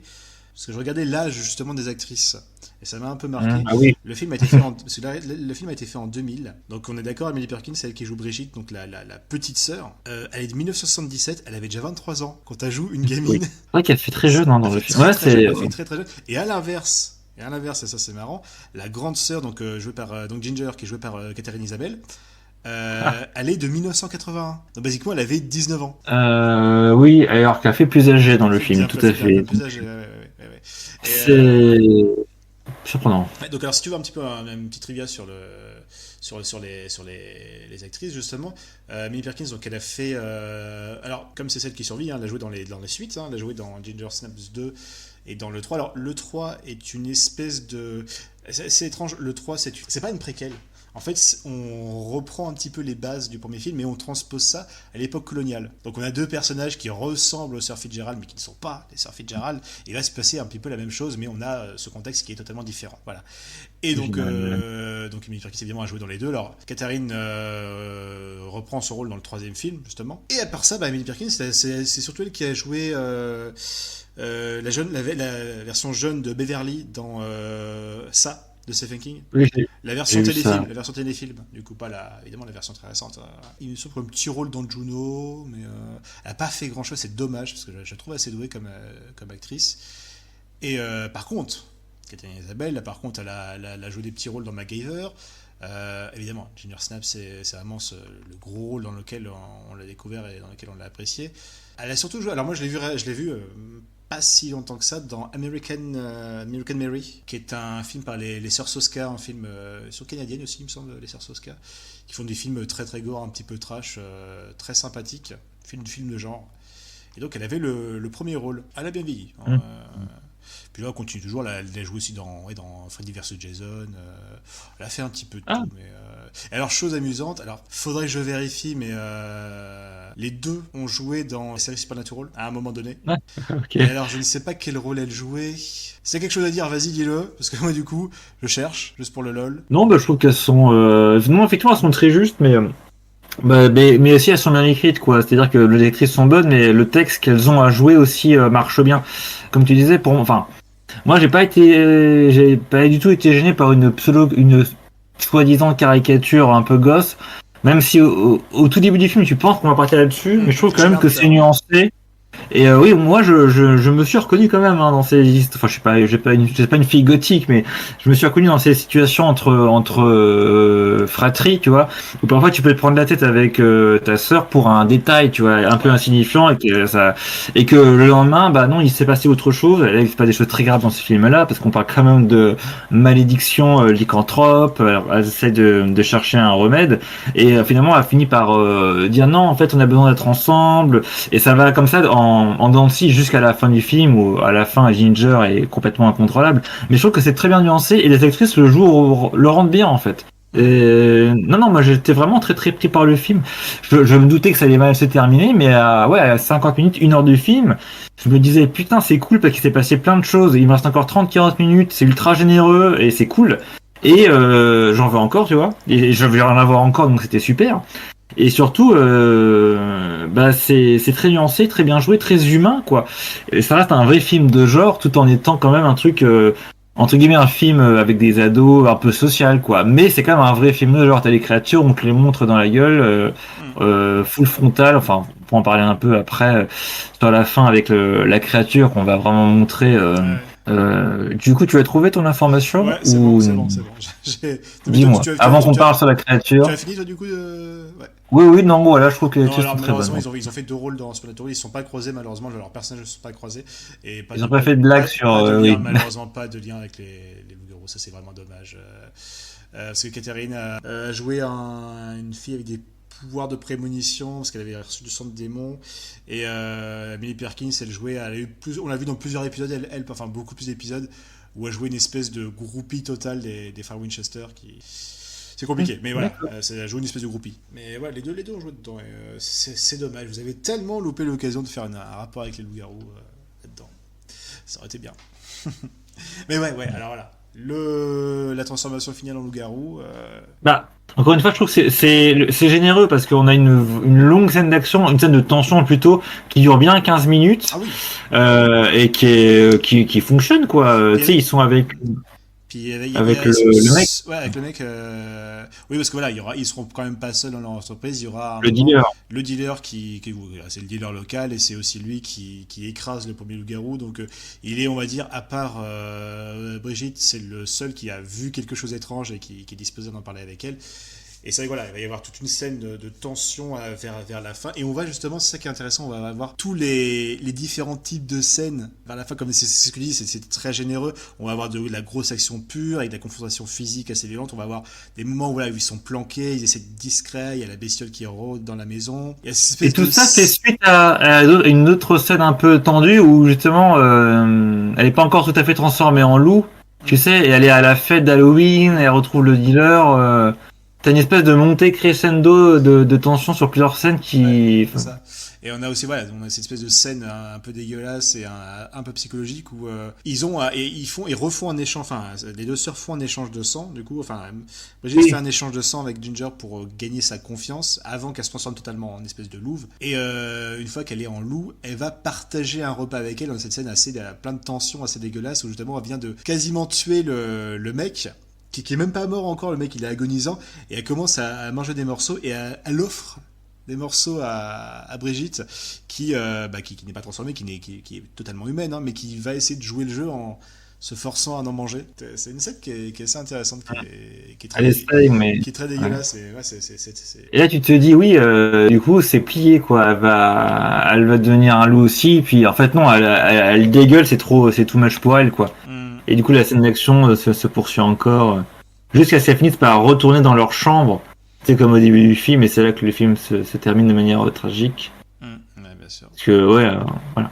L'une des deux va quand même mourir au final. Et ce qui est bien aussi dans le film, c'est que... Alors, ça se termine mal, mais on comprend que... Alors, du coup, je sais pas... C'est pour ça que je suis un peu curieux de la suite, si la suite est une suite directe et on retrouve les personnages.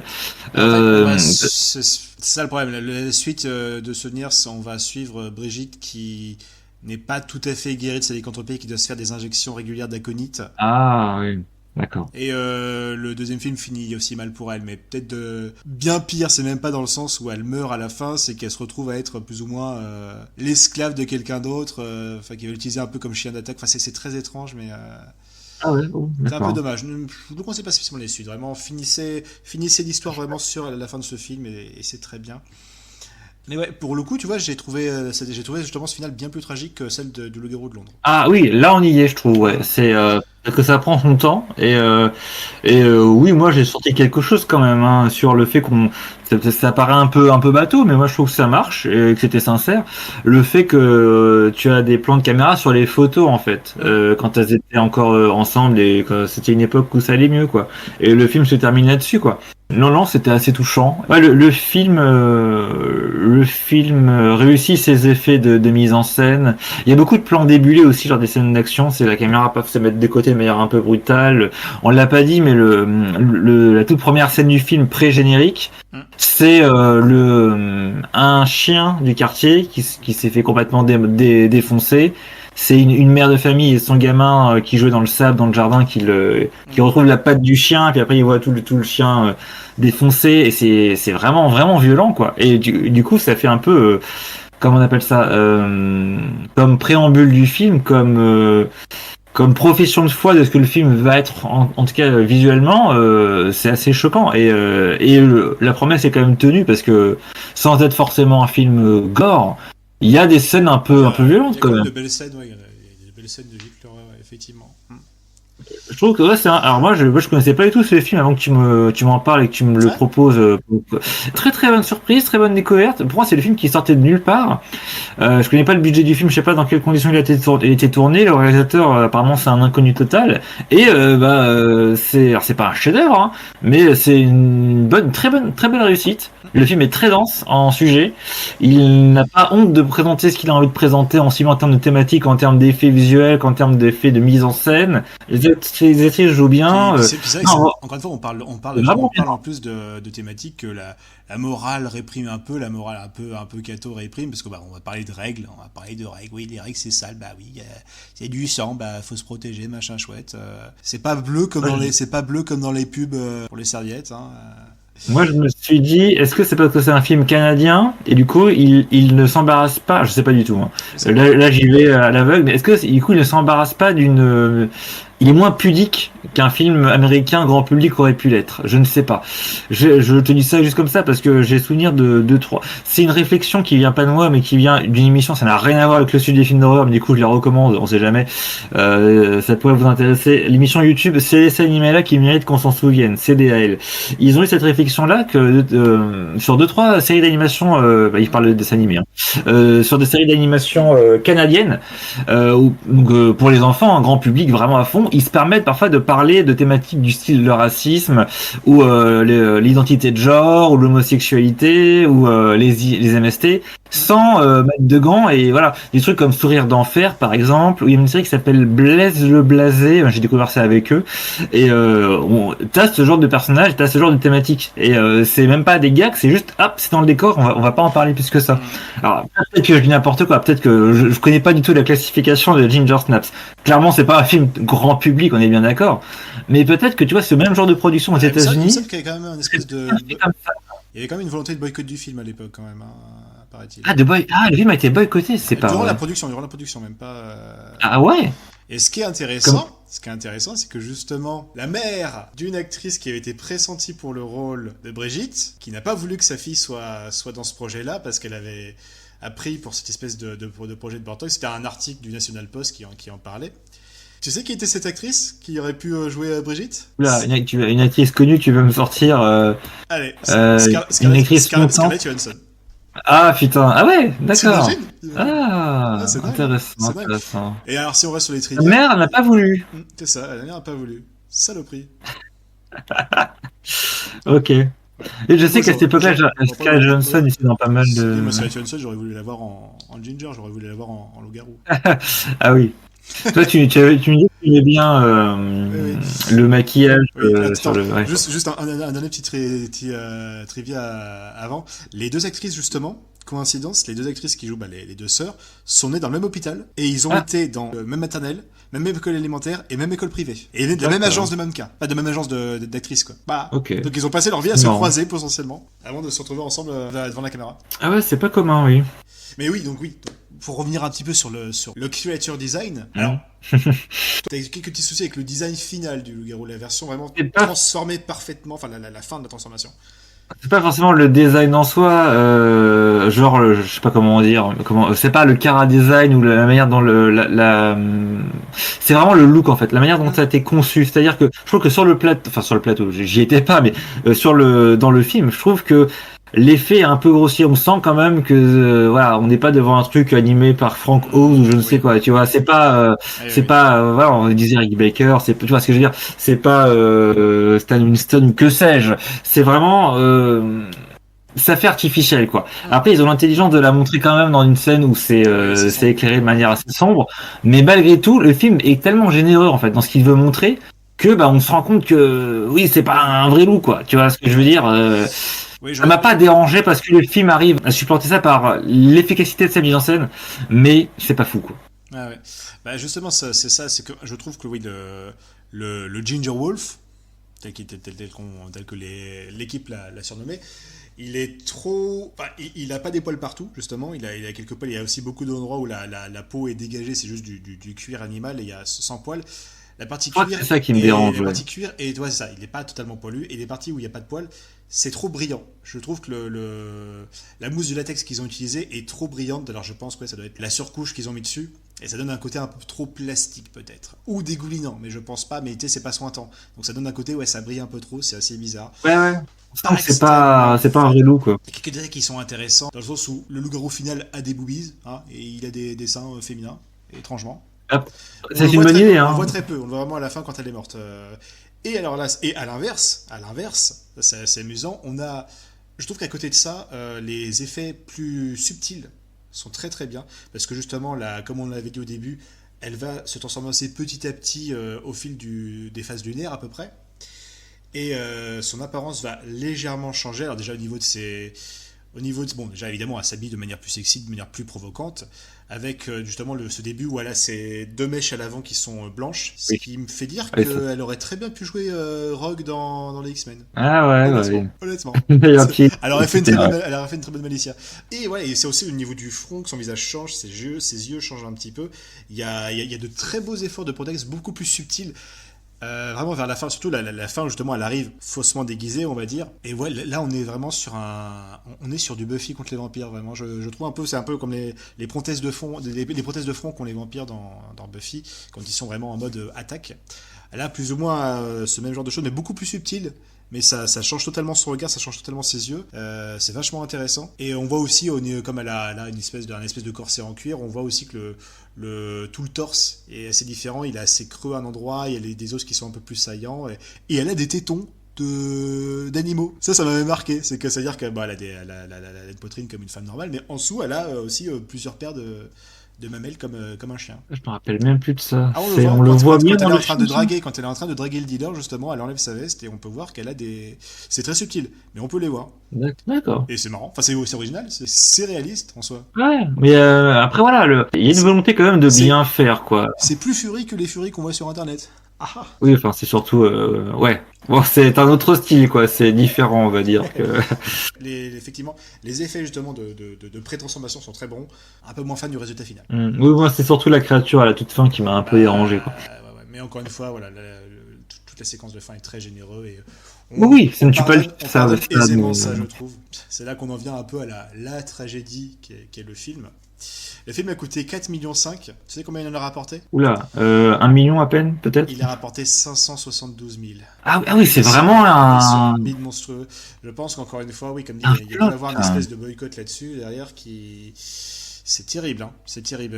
Oui, la photographie principale, elle a eu lieu entre le 25 octobre et le 6 décembre de 99. Il y avait des cas justement de violence. Je sais pas si c'était un school shooting, mais il y avait un truc comme ça. Il y avait un cas en tout cas qui fait que la bien-pensance avait peur d'un. Ah bah attends, oui, je crois que je pense à des Avait infos peur moi justement aussi. d'une mauvaise influence par rapport au film. Le fameux malheureux massacre de Columbine. Mais oui, dans le Colorado, Columbine, ouais. Bon, c'est ça dont tu parlais peut-être. Qui s'est passé effectivement en 99, ouais. Ouais, je pense que c'est ça, effectivement. En Bah, avril si, 99. voilà. Non, mais si, c'est bon. C'est bon, j'étais retombé, je suis retombé sur mes. Voilà, oui. Non, mais clairement, c'est ça. C'était lié justement au school shooting. Je ne me suis pas gouré, voilà. Et ouais, je pense malheureusement ça a dû influencer là-dessus. Les castings ayant eu lieu un peu dans les environs, dans les castings, ça a été à Los Angeles, New York, etc. À pas mal d'endroits. Et ouais, je pense que pas mal de gens ont voulu un peu empêcher ce film, malheureusement. C'est fait que le film a eu une petite attention des médias au départ, surtout du bouche à oreille.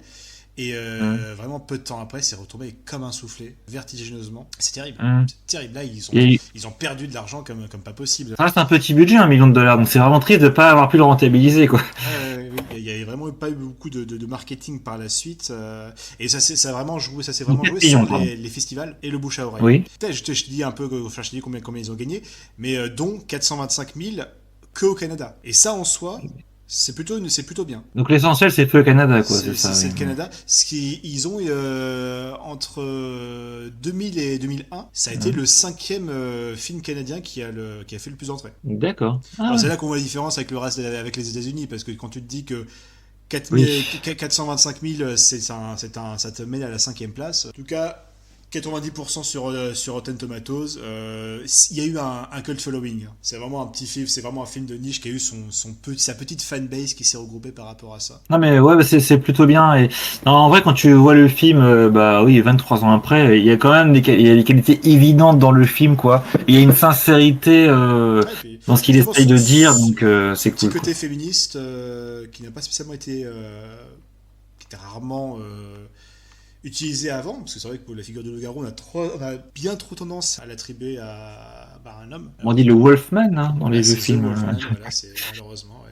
Et je pense qu'ils ont un petit peu changé la donne. Hein. Alors, je ne sais pas si ça a inspiré d'autres producteurs, enfin d'autres réalisateurs. J'aime à fantasmer que c'est le cas. Nos avis, du coup, moi je pense que c'est aussi. Je suis pas objectif. On parle de film de loup-garou, j'arrive pas à être objectif. Donc, oui, j'aime ce film. Oui, je le reverrai. Oui, je le recommande. En vrai, tout pareil. Ouais, c'était vraiment un très bon moment passé devant, donc j'ai aimé. Oui, je le recommande. Ces films méritent d'être découverts. Et oui, je le reverrai. Franchement, je le reverrai parce que c'est un film. Il y a tellement de thématiques que je pense le revoir maintenant que tu sais ce qui se passe, tu es plus alerte et ta grille de lecture va permettre de déblayer d'autres choses du film, donc d'autres sous-textes. Donc non, ouais, c'est vraiment un film à revoir, je pense aussi. Et c'est pour ça que j'attribue la note de 2 paires de tétons canidés sur 20. Moi, je lui donne la note de chien coupé en 2 sur 20. On va finir avec alors un gros bond en avant. Là, on est sur du très très récent. On est sur un film de 2017, une originale production franco-brésilienne. Alors le film est quand même bien brésilien, mais il a été produit en partie avec la. On est d'accord là-dessus. Ça a été tourné au Brésil. Et surtout, prix du jury au Festival de Gérardmer de 2018, si je ne me trompe pas, l'année suivante. Ouais. D'accord. Voilà, puisqu'on va vous parler de Les Bonnes Manières, ou As Boas Maneras, tel qu'est son titre original. Alors pour l'accent, on ne sait pas, mais... Qui est du portugais, oui, non, mais j'ai pas de portugais dans ma famille, donc personne ne va pouvoir me taper. Haha, Les Bonnes Manières. Alors c'est un film qui est très particulier, C'est si ça. on le résume, parce que, comment dire, j'ai cru comprendre que tu trouvais que c'était un peu deux films en un, et j'ai un peu cette impression aussi. Et le problème, c'est qu'on... Alors, après, on spoil ou on spoil pas. Là, le truc, c'est que on peut pas dire grand chose du film si on ne spoil pas, quoi. Il va falloir qu'on spoil chez Kin, il n'y a pas le choix. Ok. Il n'y a pas le choix. Alors, c'est vraiment, encore une fois, je suis pas très fan de ce film-là. C'est dommage parce que, alors, moi, je vais le défendre. Il me semble que c'est de ce qu'on a. Pas parfait, mais. De ce qu'on a critiqué jusque-là, il me semble que c'est le premier film qui est réalisé par une femme, par une réalisatrice, une jeune réalisatrice. En plus, c'est son premier film, donc c'est toujours très intéressant de voir les premiers essais. J'ai quand même envie de voir ce qu'elle pourra faire par la suite, parce que à voir si ouais. Ça s'annonce. Ça continue de faire des trucs de ce style-là. Ça s'annonce quand même, c'est bien. Mais je pense qu'il y a un petit souci de rythme, je trouve. Ouais, on va y revenir là-dessus, mais c'est cette impression de voir une séparation entre la première moitié et la seconde moitié. On est quand même sur un film qui dure plus de 2 heures. Oui, 2h15, comme ça, ouais. 2h15, et ça se sent vraiment. Moi, j'ai regardé ça en fin de soirée, c'était un peu compliqué, hein, je l'avoue. Voilà. Après, on n'a pas grand-chose à dire autour du film, parce que, premier film de la réalisatrice, Juliana Rojas. Ah, ils sont deux, au fait, oui, il y a une cassette. Il y a la partie française et la partie brésilienne, bien sûr. Et Marco Dutra, qui lui est bien un homme, ouais. Et mais voilà, c'est comme dit, c'est bien plus. Oh, c'est mignon. Je viens juste de voir le casting. Le gamin, l'acteur qui joue le gamin, il s'appelle Miguel Lobo. Et loup en espagnol. Lobo, c'est des loups en espagnol. Ils ont fait exprès. Et donc, à part ça, oui, la réalisatrice pas très connue, premier film. Et pareil, le cast. Premier long métrage, des courts métrages. Le cast, alors la mère porteuse, on va dire, c'est une chanteuse. Elle a fait du sop, elle a surtout fait du sop. Moi, je trouve qu'elle joue bien. Mais... Oui, non, mais tous les acteurs sont très bons. Là, vraiment. Donc, ouais, elle n'a pas fait non plus. Elle a fait des rôles de télévision. Si, elle est quand même assez connue. Je vois qu'elle a quand même une petite filmo, mais qui ne me disent rien du tout, parce qu'on est sur des films brésiliens. Donc, c'est vrai que les films de là-bas, ils ne sortent pas vraiment. Ça s'exporte pas souvent. Je vois-t-il que. Bon, vraiment, on est sur beaucoup de nobodies dans ce film, enfin du moins d'un point de vue franco-français. Oui, c'est un cinéma qu'on connaît moins que d'autres. Clairement.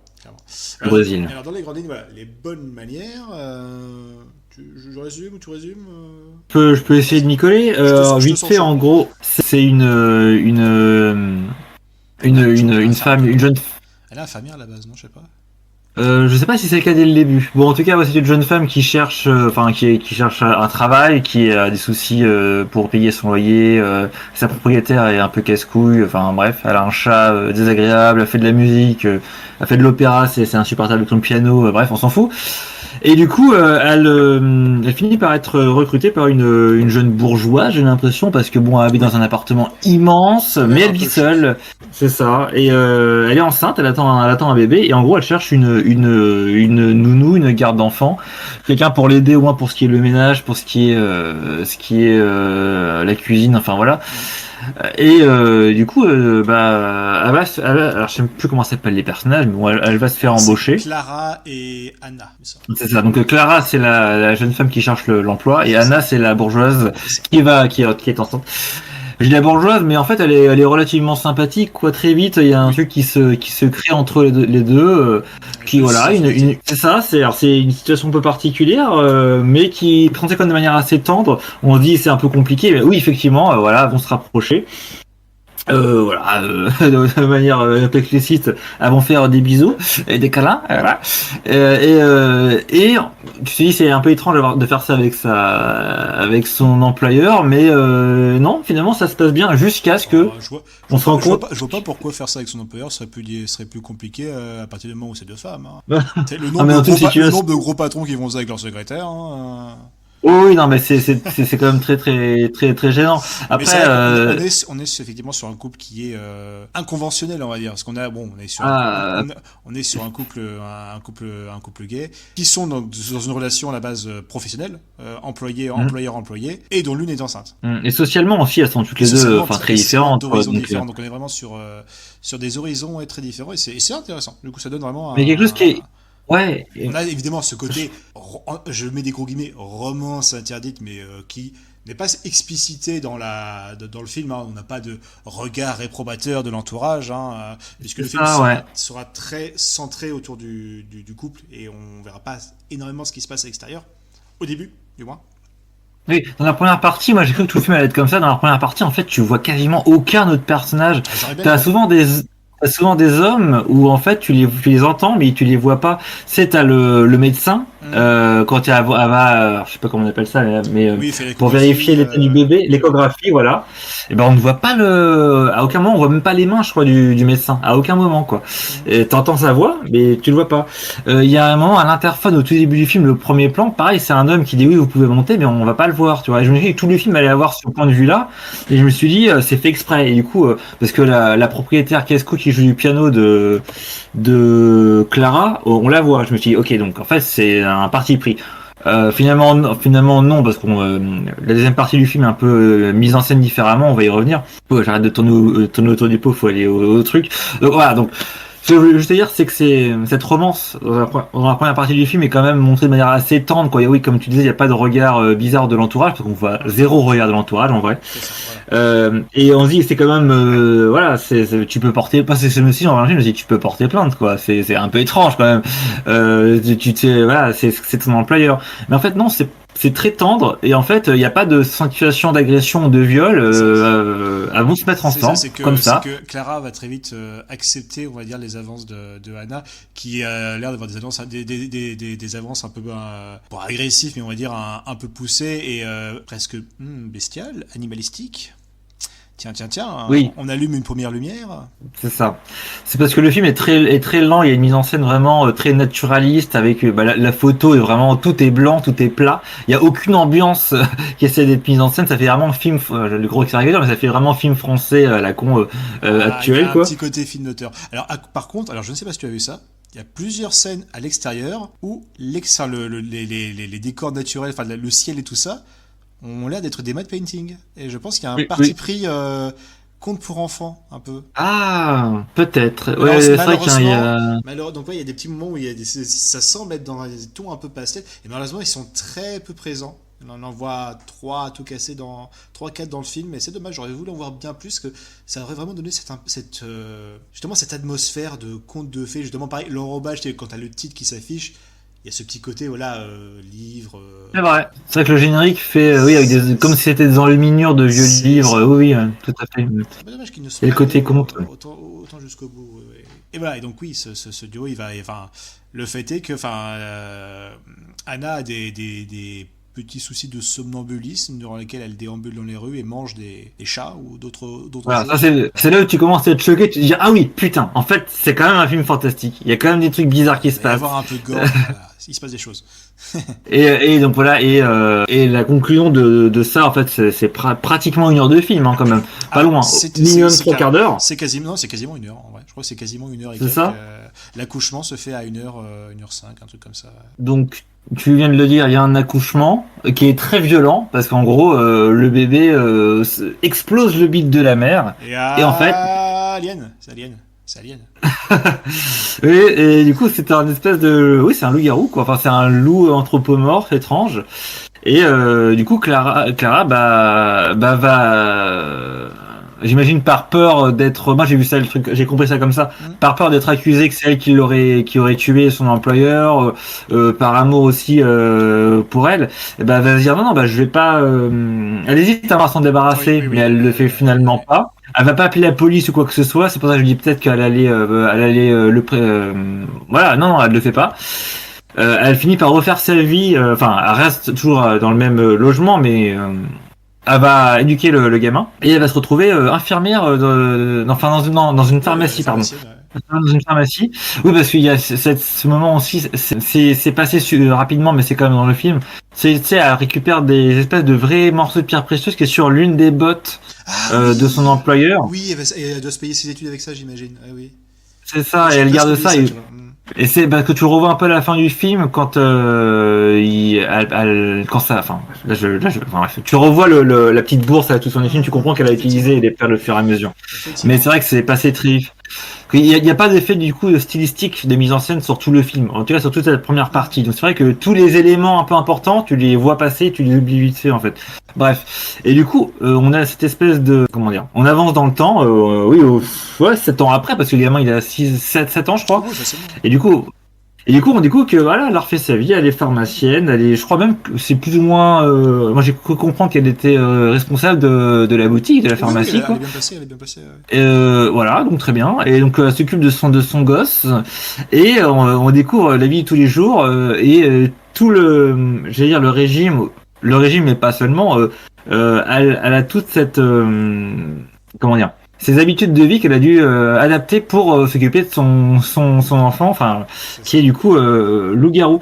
Du coup, il est obligé de manger que des choses, enfin un régime végétarien. Il peut pas manger de viande et les lunes pleine lune, elle a ce qu'elle appelle la petite chambre. Elle l'enferme dans une salle dérobée derrière une bibliothèque et elle l'attache littéralement au mur avec des chaînes pour pas que il s'échappe et qu'il foute le sbeul quoi. Mais Et ça, c'est le quotidien auquel le gamin est parfaitement habitué. Au début. au début, ouais, c'est ça. C'est C'est le quotidien, c'est pareil. Alors, normal. C'est... t'as toujours cette mise en scène quand même, oui, voilà, très naturaliste quoi. C'est comme ça, voilà. Et les personnages s'y font. Il y a des rapports je trouve assez tendres hein, entre les Oh oui. différents personnages parce que tu sais, il a son copain de classe là, Oui. Mauricio, et ah j'ai une mauvaise note. Ah non, ne t'en fais pas, ça arrive, c'était Oui, oui, oui. difficile. Après, voilà, de se partager leur goûter machin, et tu dis, enfin, tu dis qu'ils sont très proches et très amis. Et puis il dit ah toi tu manges de la viande, moi je mange des légumes. Il dit tu veux pas en prendre? Ah non, je peux pas en prendre. Tu vois, il est très bien éduqué, le gamin. Il comprend qu'il a pas le droit de manger de la viande à un moment. C'est ton anniversaire. T'as le père de Mauricio qui a une sucette. Il la met tout de suite à la poubelle. J'imagine parce qu'il doit y avoir enfin, comment on appelle ça, de Ah la bah oui. gélatine de Bien porc ou des sûr, conneries. bah oui. Il est J'avais pas compris ces parfaitement départs, mais éduqué. effectivement, oui, totalement. Ouais, ouais. J'ai vu ça comme ça. Et voilà, le gamin, il ne dépasse pas, il écoute bien ce que fait sa mère, mais bon, on sent quand même qu'il est un peu triste. Je trouve que les gamins sont très justes. Hein, enfin, moi, Oui, je suis pas oui. habitué à voir des acteurs brésiliens, donc je sais pas si à l'oreille c'était C'est vrai que bon, mais comme c'est du brésilien, on peut pas ils vraiment m'ont bluffé juger, quand même. Hein. mais ouais, moi, j'ai trouvé qu'ils sont vraiment bien. Ouais, ouais, clairement. Et vraiment, tu sens le gamin qui est vraiment triste, qui est vraiment mélancolique, quoi, mais qui ne dépasse pas des clous, quoi. Et en gros, voilà, ce qui va déclencher tout le bordel à la fin du film, c'est il va finir par manger de la viande qu'on lui a préparée. C'est sa propriétaire, la propriétaire de Sarah, qui finit par s'inquiéter parce que il mange que des choses, il mange que des légumes, il mange rien du tout, il est tout le temps Encore une fois, fatigué. est-ce qu'il y a une petite dénonciation justement on va dire de la philosophie carniste où ouais, il se dit ah bah Ah, s'il mange que des légumes, il est forcément en mauvaise santé, donc bah, pendant que la mère est pas là, bah, je vais lui faire un steak parce que voilà. Hein. il fallait Mais comprendre je fais ça ça. pour son bien. Hein. Alors je sais pas s'il y a un parti pris véganisme là-dedans, mais j'en retrouve un petit peu quelques codes. Et c'est pas dans D'accord. le sens Hmm. ah là là, manger de la viande c'est mal, c'est pas bien. Mais par contre oui, ça dénonce peut-être un peu les connards de gens extérieurs qui s'immiscent un peu dans les affaires des autres, alors que le gamin Ah, peut-être plus ouais, dans ce alors que le gamin sens-là. a une vie correcte à peu près pour l'instant. Il a des règles bien sûr, c'est très réglé, mais il est pas maltraité en soi. Non, non, mais il a ce rapport ouais, très affectueux avec Mm. sa mère adoptive et ouais. Mais en fait voilà, ça va déclencher du coup tout un cycle où il va se rebeller contre sa mère, il y aura des pulsions C'est ça. et il va commencer à vouloir savoir qui était sa mère, voilà que Clara lui a caché pendant des années quoi. Après voilà, c'est quand même ça, c'est la petite tragédie, c'est que bah oui, cette petite relation idyllique mère-fils, bah elle est quand même basée sur un mensonge depuis le début, et c'est Hmm. dommage. Oui, qu'il y ait cette histoire qu'elle raconte à son fils. Ah, je t'ai C'est la, retrouvé abandonné c'est au ça, bord de la rivière. c'est la tragédie du film au final. Et du coup, bon, ça va mal se terminer. Voilà, on a une scène entre guillemets là. Enfin, le gamin va plus ou moins fuguer avec son copain de classe. Ils vont se dire ah on va retrouver notre père. C'est très maladroit mais c'est les gamins donc ça je l'excuse, ils savent pas ce qu'ils font, voilà. Ils se retrouvent dans un grand magasin, ils restent la nuit alors que tout est fermé, tout est éteint, et c'est une nuit de pleine lune. Ah, ça alors. Et du coup, donc le gamin, d'ailleurs, il s'appelle Joël, voilà, le gamin, le garou va finir par bouffer son copain Mauricio, c'est terrible. Et voilà, et voilà. Puis après, plutôt après ça, voilà, on aura évidemment une scène d'émeute, une scène de foule en colère. Là, la référence, elle est assez évidente. Voilà, Moi, ça évoque les films de monstres. Classique, et voilà, et ça finit un peu en autre boudin, finalement. Je trouve que ça finit un peu ouais, il n'y a pas de... abruptement. J'ai pas vraiment compris la dernière scène. C'est vraiment à la fin, elle fait oui, voilà, tu te transformes, mais tu es quand même mon fils, je t'aime, je ne te laisserai pas affamer, etc. Puis alors, à la fin, t'as cette espèce de scène simili-action où t'as les deux qui sont en mode serious business, t'es en mode on va casser des gueules, alors que t'as la mère qui se met en posture de combat, tu te dis mais attends, mais ouais. t'as une foule de 50 personnes derrière, il va se passer quoi? C'est mignon, oui, la mère accepte de rejoindre son fils, oui, mais après durant la scène de crédit, ils sont en train de se faire massacrer là, une minute après. Hein. Ils auraient pu jouer sur un côté plus tragédie, peut-être éventuellement peut-être un double suicide ou je ne sais quoi, ou qu'ils auraient essayé de s'échapper par la fenêtre ou je ne sais quoi. Peut-être autre chose, mais ça, cette espèce de côté confrontation presque film d'action, j'ai trouvé ça étrange. C'est un dernier plan qui annonce une potentielle scène d'action qu'on n'aura pas. Après, on ne l'a pas. Donc le film, pour moi, je vois le fait que va y avoir des morts. Peut-être que le petit gamin le garou va en tuer 2 ou 3, mais je pense qu'ils vont y passer au final, quoi. Et lui et la mère, hein, je pense que ça va mal se terminer. Moi, ce que j'ai quand même gardé de cette scène finale, c'est que même sous sa forme de loup-garou, il finit quand même par reconnaître et apprécier sa mère. Et moi, j'étais très touché par ça, en fait. Surtout le film, t'as ce côté très tactile. Ils finissent par se toucher la main et ils se reconnaissent, quoi. Je pense que le film aurait peut-être pu s'arrêter là plus ou moins et que oui, effectivement, le film, c'est pas trop comment terminer. Ils sont en train de se... Ouais, c'est un peu un con pour un film qui durait plus de 2 heures. De pas savoir comment finir. C'est vrai. Alors, bon, on peut en parler vite fait. On dirait nous question de conclure nos épisodes. Je sais pas. Tu es dur avec nous-mêmes, je sais pas. Non, parce que en vrai, alors moi j'ai envie de défendre le film, mais je veux entendre tes arguments quand même sur le rythme. C'est vrai que le film est long. Moi, je pense que malheureusement, ça part. Pour moi, le souci que j'ai avec ce film part vraiment de son rythme-là. Encore une fois, on en a parlé un petit peu. J'ai rien à dire sur les personnages. J'ai rien à dire. L'écriture, je la trouve bien. Je trouve les acteurs sont excellents. C'est pas révolutionnaire en termes d'écriture non plus. Oui, les acteurs sont très bons. C'est pas révolutionnaire, mais toi, c'est simple, mais efficace. Les acteurs sont très bons. Sont vraiment très bons. Et surtout, on est sur l'image du loup-garou qui est exploitée de manière très originale. Là, je pense pas avoir vu ça ailleurs, hein, vraiment. Donc ça mérite d'être noté. Mais à côté de ça, c'est vrai que c'est ça le problème, c'est que toute cette heure et quelques de ce couple atypique, avec justement cette femme enceinte qui a des cris de somnambulisme où elle chasse, en gros. Et ça, c'est intéressant parce que c'est bien montré que la mère n'est pas un loup-garou. Pas du tout, mais qu'elle a couché cet enfant, elle l'a eu avec visiblement un homme loup-garou, visiblement. Oui. Lors d'un flashback qui est montré en dessin, que je trouve très joli. Encore une fois, c'est ça que je trouve c'est dommage qu'on ne mette pas. Tes comptes. Il ne va pas à fond. Justement, ce flashback, il est montré sous la forme d'un album, presque un album de contes. Ces espèces de petits faux matte painting qui sont incrustés, qui des fois donnent ce petit côté un peu onirique, mais pas suffisamment. Pas assez pour que ce soit vraiment une identité propre au film. Il y a quelques moments, entre guillemets, comédie musicale, il y a plusieurs moments où ça va chanter. Le film se prétend être un peu comédie musicale, faut le savoir. Ouais, vite fait, enfin il y a des chansons, mais... Pas assez. C'est pas du musical, c'est pas Broadway, c'est les... Notamment, il y a des moments où c'est bizarre, t'as un moment, justement, quand elle vient de recueillir le bébé qui vient de naître et qu'elle sait pas si elle va l'abandonner ou pas, elle passe à côté d'une clodo qui se met à chanter d'un seul coup. Et c'est le moment où t'es... Quoi ça, c'est pas assez. Il y en aurait eu plus, tu t'habituerais. Là, c'est vraiment le moment où t'es. Ferme ta gueule, qu'est-ce que tu fais là? Après, pour quand même replacer, tu vois la clodo chanter, mais la scène continue en fait. Et même si on n'est plus à côté de la clodo, t'as des fondus, des transitions, et tu vois la scène où elle hésite de l'abandonner sur le lac, puis finalement elle part, puis elle la récupère, et pendant ce temps, tu continues à entendre la chanson, quoi, comme si on était tout le C'est temps à ça, côté de voilà. la clodo. Et ils font cet effet à deux, trois reprises dans le film. À la fin aussi, je sais plus quel Oui, il y a un personnage c'est. coup Se met aussi, à bah, c'est avec la connasse, la propriétaire, il me semble. il y a cette scène-là, il y a une autre chanson à un moment à la fin du film, juste avant que, pendant que Bah, c'est la les berceuse. Elle chante habitants. pas une berceuse à son fils pour le calmer? Ah, c'est ça, oui, c'est la Si. berceuse, ouais. Et pareil, en fait, c'est une chanson qui est un petit peu, enfin, qui est pas longue, mais ça dure bien au moins une minute, une minute et demie, Mhm. 2 minutes peut-être, je sais pas. Et oui, pareil, pendant que t'as la chanson, tu as un montage, t'as des transitions sur le drame qui arrive à eux, les villageois, quoi. C'est Enfin, les ça, villageois. voilà. C'est pas des villageois, c'est une grande ville, mais bref, on se comprend. Mais Par contre, oui, tu as la séquence avec la connasse de propriétaire. Là, on s'arrête vraiment. Là, on arrête dans la scène c'est et ça.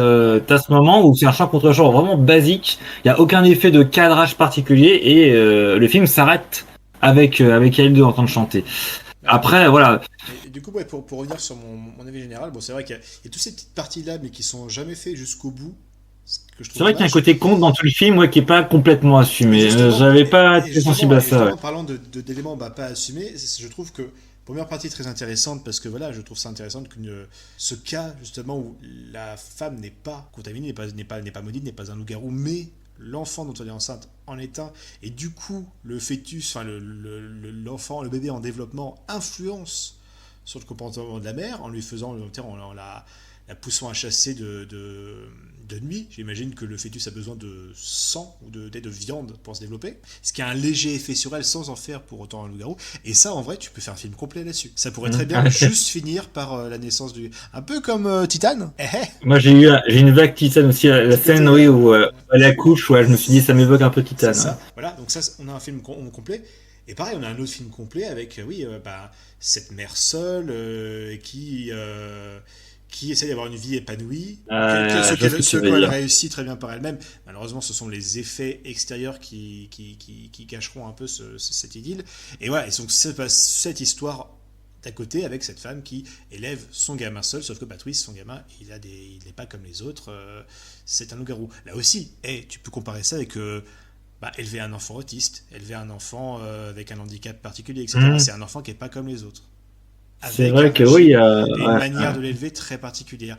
Il y a une thématique qui est vachement intéressante. Et c'est ça le Hmm. problème, c'est qu'ils se sont dit, bah oui, pourquoi choisir quand on peut mettre les deux, mais de manière très séparée. C'est vraiment, tu as ce bloc-là et le deuxième bloc après. Je trouve que c'est C'est dommage. vrai, ouais. Je trouve que c'est dommage. Et Hmm. ça donne un film qui est long, qui est trop long. Alors, je veux pas jouer évidemment, enfin, je veux pas me la jouer abruti qui a besoin d'un film où ça pète constamment et que dès qu'il y a un film qui est trop long, ça ne passe pas. Moi, il y a des films d'horreur qui sont long et où il se passe vraiment pas grand chose que j'adore. Mais là, pour le coup, je trouve que c'est assez pesant et assez épuisant à force. C'est vraiment dommage. Comme dit, il y a beaucoup de choses qui ne sont pas assumées jusqu'au bout. Hmm. Donc, toi, je sais pas ce que tu en penses. Si tu peux, comment dire, défendre un petit peu ce. Ouais, ouais, bon, je vais essayer, même si en fait je suis assez d'accord avec toi. C'est que moi je suis, alors je suis pas du tout, je pense que toi non plus, hein, je suis pas du tout fan de ce cinéma français actuel, un peu arty, qui parle de trucs social, mais qui sont écrits par des bourgeois de merde qui savent pas du tout ce que c'est que de Oui. vivre avec sous le SMIC et en fait c'est des drames à deux balles, peu engageants, des films faits pour les Oscars, enfin pour les Hum, Oscars, pour les Césars, pardon hum. et qui m'agace profondément. Et j'avais un peu peur que ce soit ça sur ce film. Et en fait, le film Ouais. m'a quand même surpris parce que voilà, la première partie, j'étais assez content. Enfin, Moi, bizarrement, je l'ai trouvé. rentrais dans le Ouais. récit. Moi, j'ai trouvé aucune prétention de la part du film, par contre. Ça, c'est très bien. Ah, peut-être que ouais, je sais pas, peut-être qu'il y a une différence. Pareil, j'ai pas eu senti de prétention en fait. Et j'ai apprécié ce rythme très lent. Et je me suis dit, ça c'est, il va y avoir un twist, ça va péter, machin. Je m'ennuyais pas, hein, mais je me suis dit, allez, au détour vite fait, je peux voir combien de temps dure le film. Ah, 2h15. J'ai tenté d'aller voir sur internet et je me suis dit non mais je vais me spoiler en fait. Non, je reste devant le film. Voilà. Et j'ai bien fait de le faire parce que le peu de fantastique choquant que tu as dans cette première partie, du coup, ça fonctionne à donf. Ah oui. Quand t'as casse la patte du chat et qu'elle le bouffe, tu dis ah ok, d'accord, ok. Mais en fait, c'est extrêmement efficace que tu t'attends pas à ça. La mise en scène ne te fait pas sentir de la tension, ne te fait pas sentir. Tout est, à part les scènes effectivement d'extérieur où t'as une enfin d'extérieur de nuit du coup où elle est somnambule. Il y a une ou deux scènes comme ça dans le film. Encore une fois, comme tu dis, c'est pas assez développé. Mais t'as une lumière particulière, t'as des décors un peu pas mystique, mais il y a un côté un peu expressionniste. T'as ces matte painting de la ville. Enfin, il se passe quelque chose. Mais par contre, quand c'est des scènes dans l'intérieur, c'est vraiment filmé d'une manière très plate, très. Il y a pas du tout d'ambiance. Il y a aucun effet de style. Et voilà. Et pareil, quand tu as le cœur, enfin le bide, le placenta qui explose, tu dis ah ok d'accord, ça marche, c'est extrêmement choquant. Et après t'as l'espèce de petite d'animatronique que je trouve vraiment bien fait au niveau du sol, machin, avec le cordon ombilical. Moi j'ai acheté l'effet. Je trouve que franchement ça fonctionne. Et je pensais que le film allait s'arrêter là, effectivement. Et en fait non, t'as encore une heure. Et en fait c'est vrai que la deuxième partie, je trouve qu'elle marche bien aussi en tant que telle. Mais c'est vrai que les deux parties bout à bout c'est un peu too much. Moi, je n'aurais pas été contre un film qui dure aussi longtemps, mais qui a, ouais, en fait, je trouve que j'avais pas eu cette réflexion.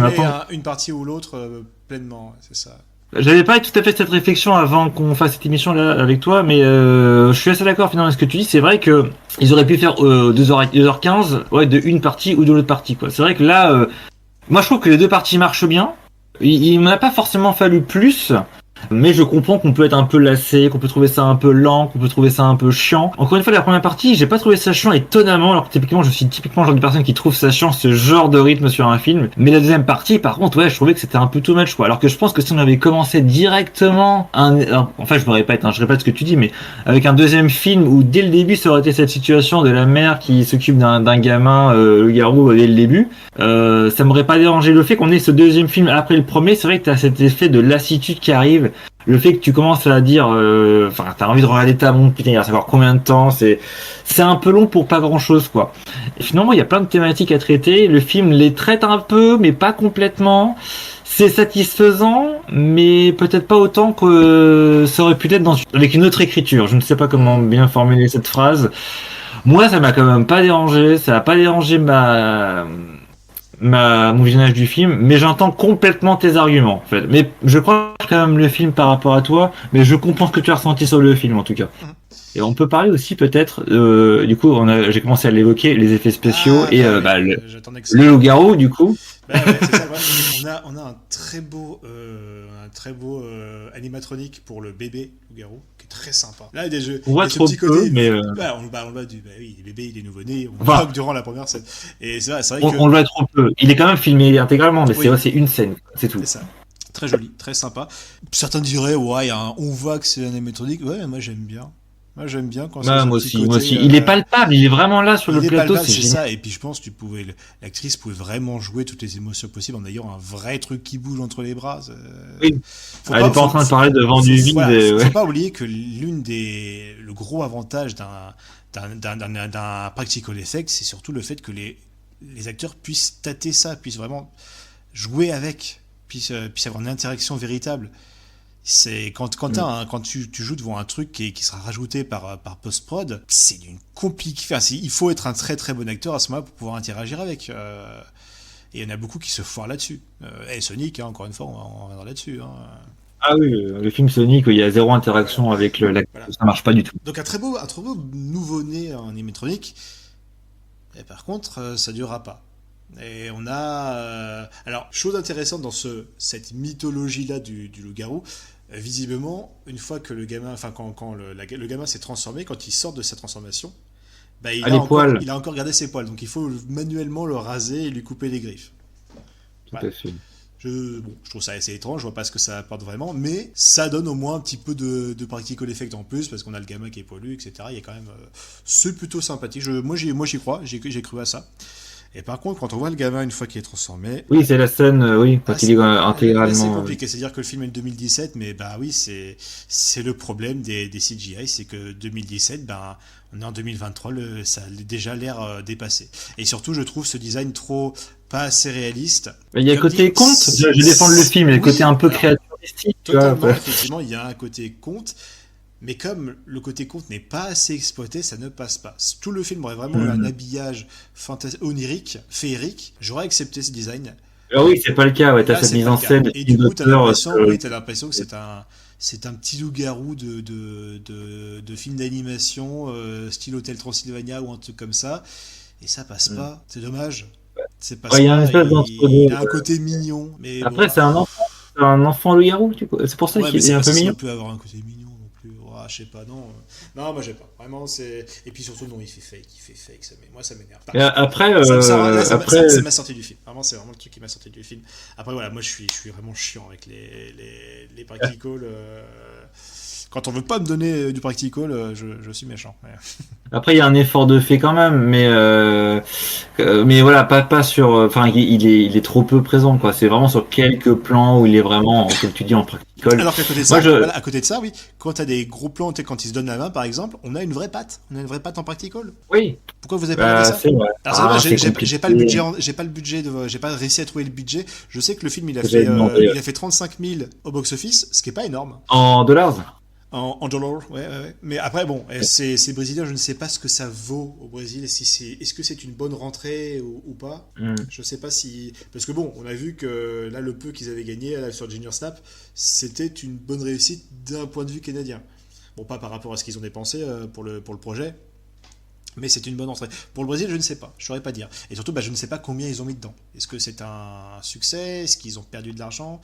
Vraiment, je ne le sais pas. Après, on est quand même sur un 96% sur Rotten Tomatoes. J'ai que le film a été très bien accueilli, c'est assez impressionnant. Très bien accueilli. J'aurais vraiment pensé que ça aurait beaucoup divisé.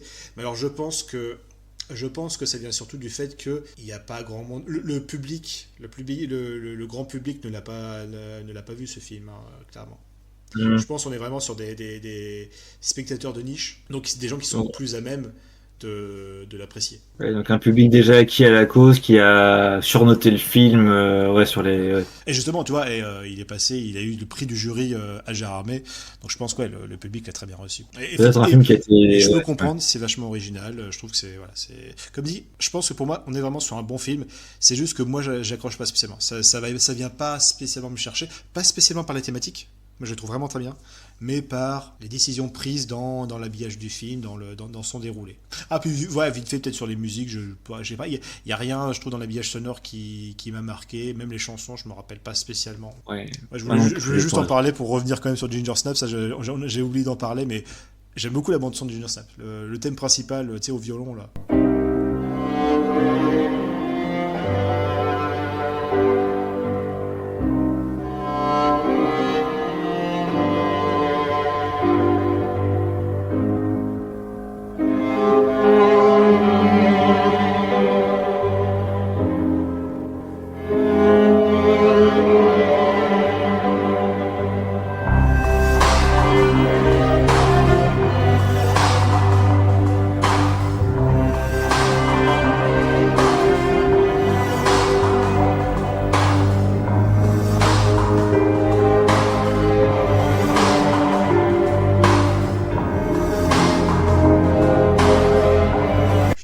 Très bien. Ah bah j'irai réécouter parce que j'ai pas été très attentif pour être honnête. On l'entend plusieurs fois, on l'entend à la fin, on l'entend durant la séquence d'opening, tu sais, quand il y a les photos des filles.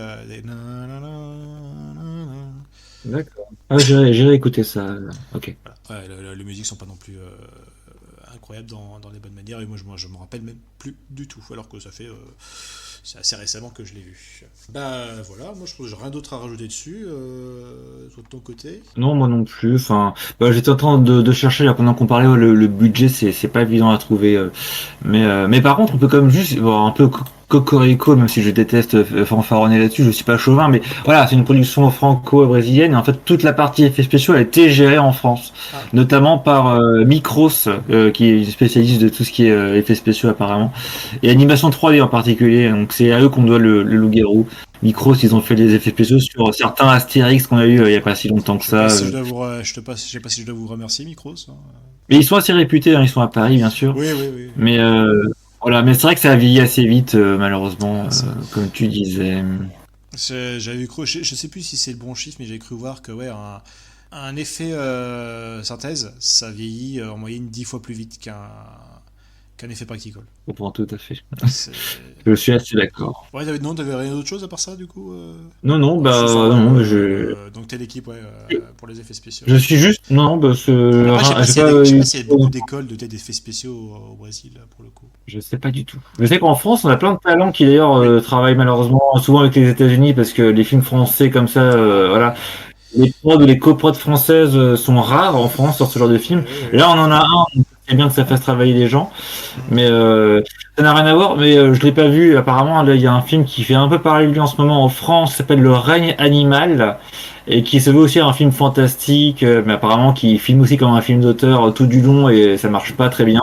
Et Télérama a adoré, tout le monde, c'est le film de la révélation absolue de tout et n'importe quoi. Enfin, je dis Télérama, mais je veux dire, tout le monde, enfin, le public qui n'est pas acquis à cette cause de films fantastiques a adoré. Voilà.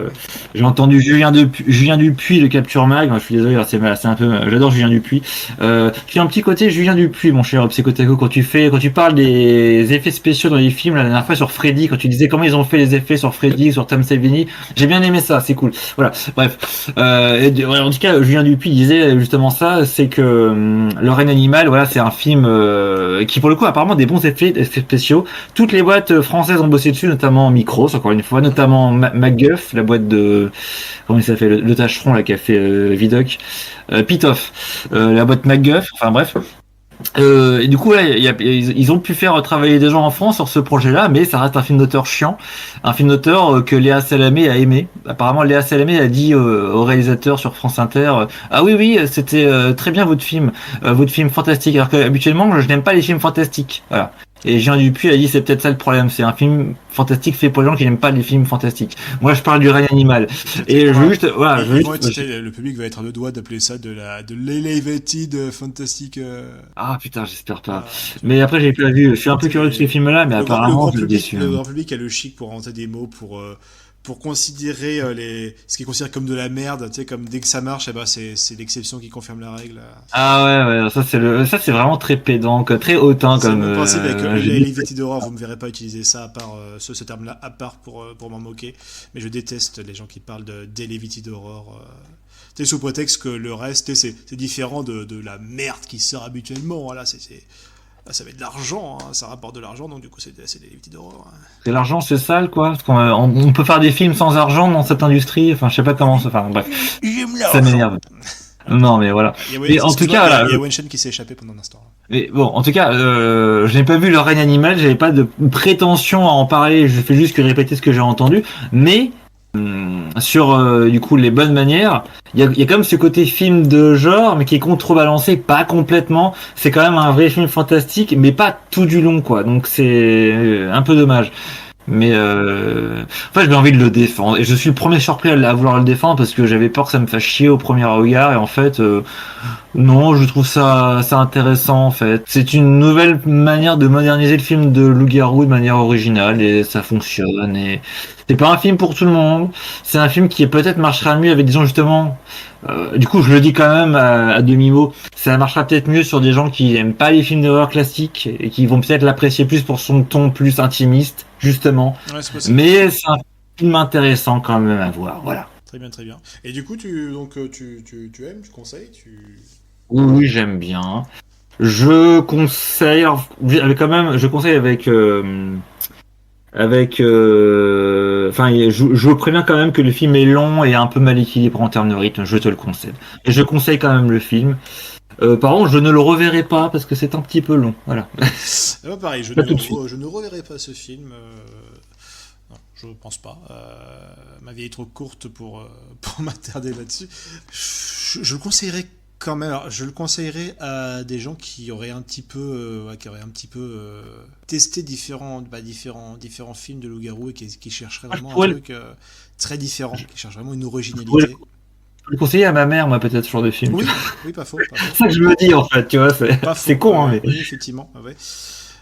Maintenant, pour savoir si j'ai aimé ou pas aimé ce film, je pourrais te dire que dans le final, je te dirais j'ai pas aimé.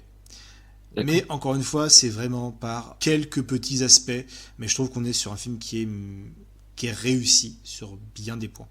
Je veux pas avoir l'air d'être un connard qui non, là-dessus, mais je pense que oui, c'est fait par une bonne réalisatrice et honnêtement, j'attends de voir si elle a prévu autre chose. J'aimerais voir si elle reste plus ou moins dans ce genre d'optique, dans ce genre de thématique. Oui. Est-ce qu'elle va continuer de faire des films fantastiques ou des films d'horreur? C'est pas sûr. Quoi. J'attends vraiment de voir ce qu'elle pourrait proposer par la suite. Je dirais que des femmes qui justement qui percent à fond de manière régulière dans le cinéma fantastique, on n'en trouve pas beaucoup. Et On commence à en voir ces dernières années. Mais c'est vrai que c'est toujours pas assez.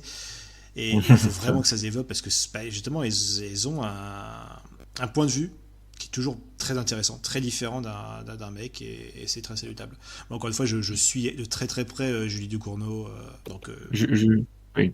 peut-être que Madame Rojas apportera en plus ce côté, peut-être en exploitant un peu plus la culture brésilienne. Oui, là on l'a pas dit, mais le côté vraiment brésilien du film, c'est peut-être dans la manière dont, enfin, c'est le personnage de la propriétaire qui est à fond, qui est vraiment catholique à donf et qui dit que dès qu'elle voit le loup-garou, elle comprend ce que c'est, elle est choquée et elle dit il faut l'exorciser. D'ailleurs, je me demande si les décors sont pas aussi de faux décors par moment. J'ai l'impression que, enfin, je ne connais je connais très mal le Brésil, mais je me demande si les plans extérieurs qu'on voit, s'il y a des bâtiments qui sont pas en fait des faux bâtiments, et c'est fait pour donner un côté un peu étrange au film. Ça, je pense que c'est comme tu dis, c'est clairement des matte painting sur les grands plans.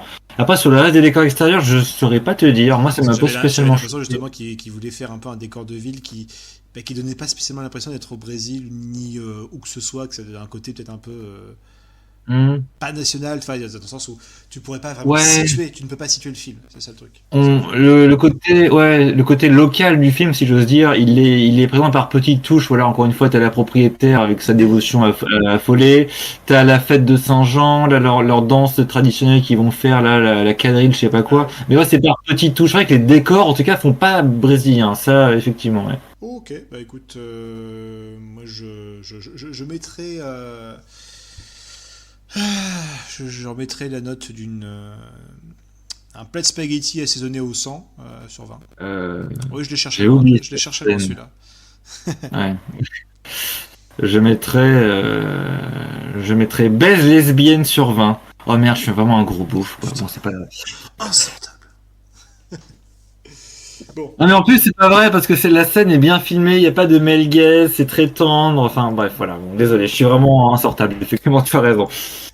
C'est donc tout pour cet épisode-là, sur ces trois nouveaux films. Pour les jours suivants, donc pour 13, 14 et 15 octobre, on va partir, j'allais dire vers une terre lointaine, non, c'est pas très loin de chez nous, mais on va partir vers une petite terre bien trop oubliée aujourd'hui par le cinéma de genre, puisqu'on parlait de films italiens. Et là, on va sortir les trois grands maîtres du cinéma horrifique italien, et ça va être génial. Enfin, moi, j'ai vraiment hâte qu'on passe à ça. J'ai hâte de découvrir, parce que je n'y connais rien, donc ouais, voilà. On va voir ça. Et tant mieux, voilà.